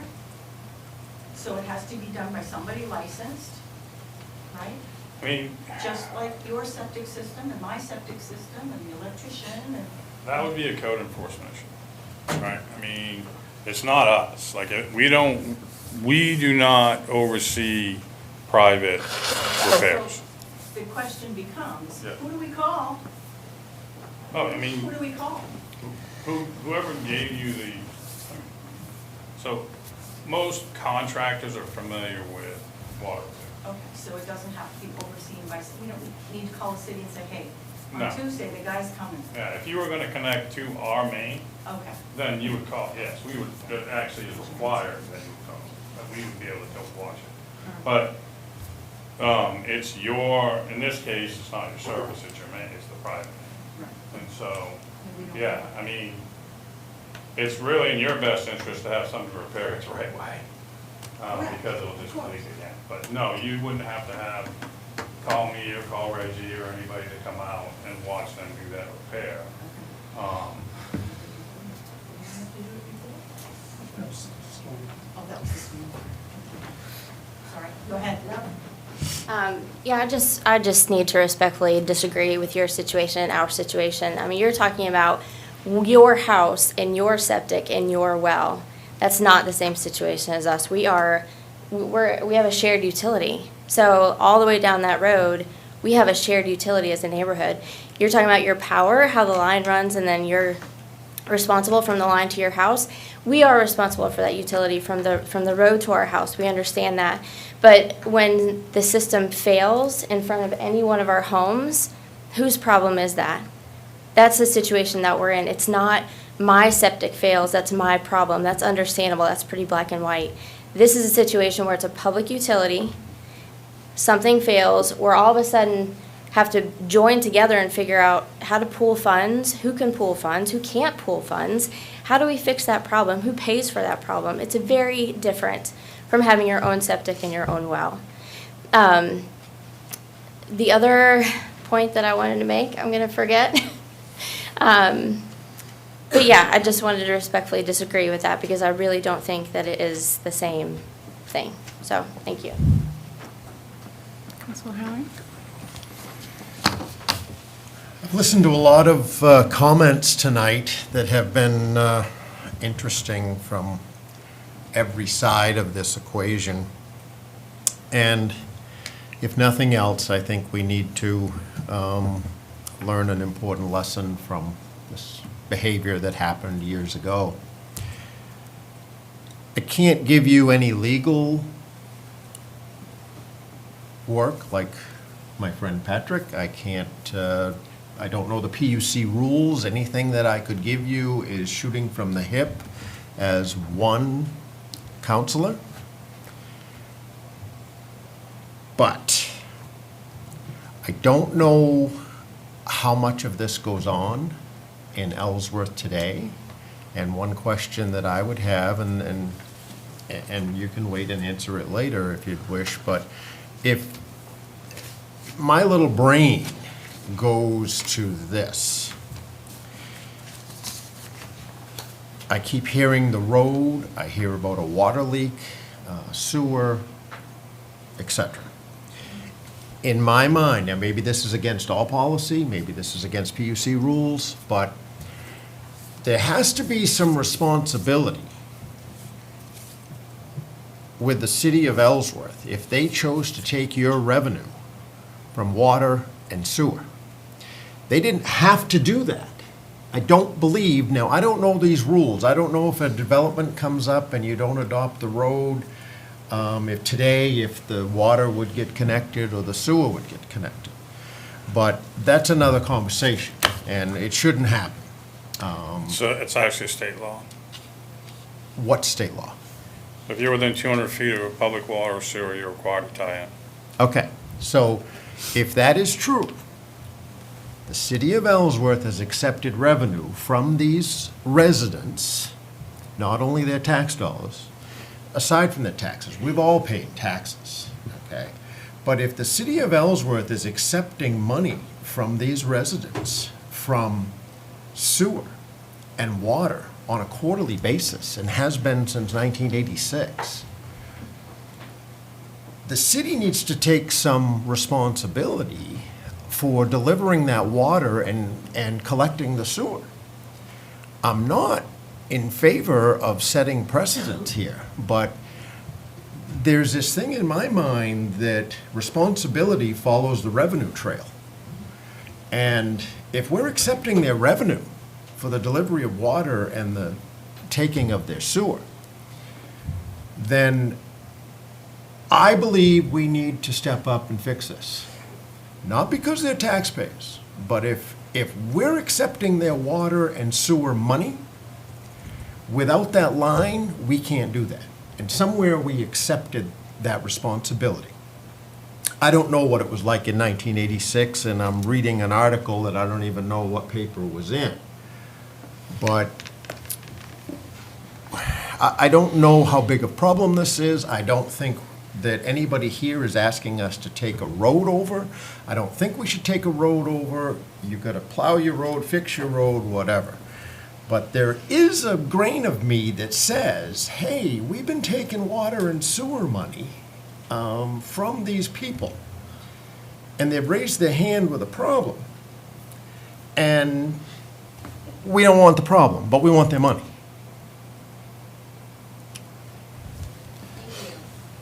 This one's a tougher, and this is a precedent, that's the slipperiest of the slopes. Because there's a ton of, when you pay for the water sewer, it's not for the entire system, it's for the delivery of the water. It's treated at our plants. Providing water to the houses, that's what you're paying for. And we're taking your sewer away from your house, that's what you're paying for. As opposed to having to deliver sewage to. Did they know that when they signed up? You have to know it. I don't think they have to know anything. What are we not paying that other people are paying? Like, you would fix something ma'am. We'll need you to ma'am, come to the, If you go, Yeah, I'm sorry, but I would like to know, like, what are we not paying that other people are paying, where you would go to a public road and fix their utility, but not ours? Like, what are we not paying that other people are paying? And so honestly, it's really not about what you're paying or not paying. What it is every developer has the option when they do a project on whether or not they want to have a public road or a private road.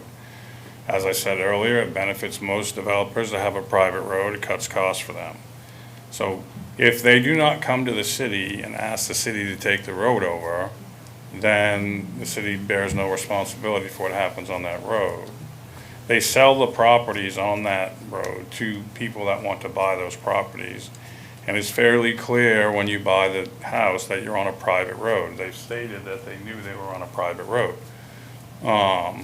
And so it's always been the distinction. We don't plow, we don't fix, we don't do things on private roads. And is it fair? No, I don't think it's fair. I've stated my position on what I feel private roads, what needs to happen with the private roads. I'm simply saying that that is the crux to the situation. Your developer that built your subdivision decided at one point that he was not going to build a public road. Sorry. I gotta respond to that. I think it's very easy to understand that Bobby Ray built a lot of roads in Ellsworth that became public roads. And the two roads happened to be right next to Bray Drive. What a coincidence. Everybody in the city at that time knew that the other roads were accepted. The city, if they were so upset with Bobby Ray that they said, if you don't build it to code, Bobby, we're not accepting it. He built a road better than the other two roads. Obviously with the intent for it to become a public road. We know that did not happen. But the city, and you're all in this position now, Patrick legally makes a great point, setting precedent. It's not your responsibility to approve this, but it is your responsibility, I believe, to look at our situation next to Bray Drive at Argonne and Holt and say, look, he was allowed to do this. He was allowed to turn the sewer and water on by this city of Ellsworth. The other roads that are private roads with sewer and water, I would expect, were never built with the intent to become a public road. Those people who bought those homes and had those homes built likely knew they were never going to be a public road. We have 14 homes on basically quarter-acre lots in an in-town development. And as Councilor O'Halloran has pointed out, we've always paid our sewer and water bills. It was 20-some years ago, the city came immediately and fixed a blockage. But to me, that is, taking the emotion out of it, is that obviously Bobby built the road. I think he had good intentions to build the road to code. For whatever reasons that didn't happen, I'd still love to know. Apparently, we as a city can't find any records of why it wasn't accepted. But they allowed it to be built out. They've taken these other roads and made them one way because they weren't built to code.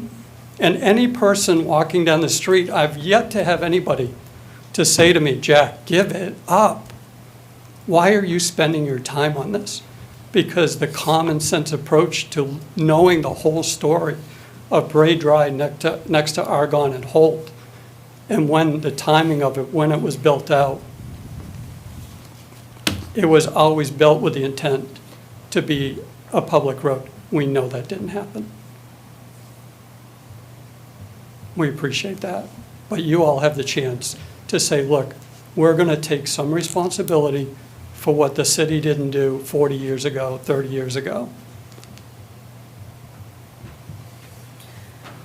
so this isn't, we don't have any motion or action for this agenda item this evening. So my thought is, like, is there anybody on the council that wants to have some more information? I know I'd like to see some verbatims for that meeting that Mr. Frost spoke of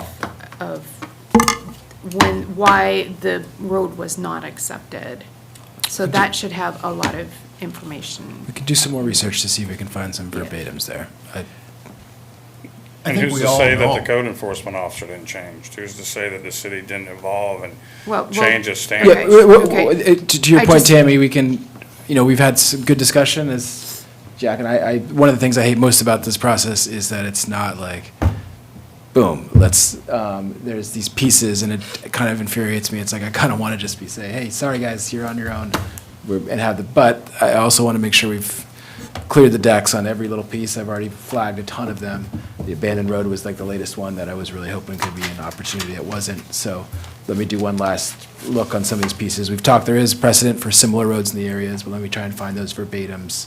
And I think there was one more thing that I wanted to look into that as an option here before we can decide, we don't want to set precedent, we're staying to the letter of the law. This is a private way. It's not, it is a unique situation, but each private road could bring their own unique situations to this, and we kind of, and I have heard from some citizens that are in that category they've reached out, but this is private. You shouldn't be going down this route with Ellsworth taxpayer money. So as much as I hate to push to a next, but I'll maybe public hearing it too. So if we have to authorize some off-budget spending, if the council wanted to do so or not, that you all have the final information set you need to make a determination here.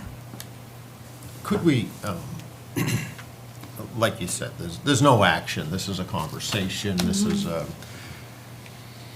and I think it's a bigger issue than we want to talk about. And I don't like this road thing. I think anyone that's lived here a long time probably knows that there are certain reasons why that road wasn't accepted. And the road wasn't accepted. My thing is this, we've talked about this tonight, and sure, we need more information, but these people that come out, could we establish when we would revisit this issue? Could we do it in the April meeting? Do it next month. I'm sorry? I said I'd want to bring it the next month. Oh, okay, I'm just asking, I don't want to let it die. I want to leave here tonight knowing when we're going to talk about it again. That's my thing. It's fair, these people have come out, let's make sure we know that we decide when we're going to hit this on another time. Yep, I'm happy to bring it next month. I want to get to conclusion whether it's. So, March meeting, it Yes. will be on the agenda. Yep. Is everyone else comfortable with that in the council, bringing it back for a formal vote on Yep. if we're going to do anything? Can you also bring the information for Argonne and Holt Drive and when those were made public and their specs and stuff like that? Yep. I think I might know where those are. Okay. So I'll come in and dig in the attic in City Hall. And, yeah, absolutely. It sounds like the kind of, and we'll stay a little more clear to this piece as opposed to the city taking the road or through that process. It doesn't seem like there's agreement. That seems pretty far out too. So we'll stick to this precedent for the fix and kind of those options, but also based on some of the uniqueness of the situation, I'll get those other things and we'll decide there. And also, hopefully we'll have Michelle back as well, who I think has in addition to Tammy, has a lot of expertise, and Patrick on the history here and, option set for the city moving forward. So Excellent. happy to do that. I've been listening thoughtfully to this, and I just want to share my perspective on this if we're going to bring it back again. I'm extremely frustrated with the developer, as we're hearing. And if there are realtors that are telling people who are buying homes information that isn't on track, I have frustration with that. I hear that you don't want the city to take over the road because you don't want to pay to upgrade the road to city standards. But we've got a sewer and water that doesn't meet standards. So I'm trying to sort through that. I also am frustrated, and I don't know with whom, that past courtesies by the city have developed an expectation. And here we sit with an expectation because the city did helpful things in the past, and that's not helpful to what we're trying to do here. And a question to you all for when we come back, why don't you have a homeowners association? Why isn't there a structure to cover the cost of plowing and for this kind of thing? Because you know that these are gonna come up, whether it's for the road or for the water sewer. I think I hear there's an informal one that may or may not have Jack as the head of it, but that's just part of being on a private road, is having a homeowners association. So I don't understand why that path Hey, Jack, hasn't been taken. I think, It's just for I next, for did, next. I'm going to answer this question, if I can. sure, we're just, thanks, Jack. I think ever so briefly is what I heard. Okay. I've been on the road for 30 years. It was about 40 years ago it was built out. People on our road aren't planners. They're just people that have bought their homes, may or may not known that it was obviously probably knew it was a private road.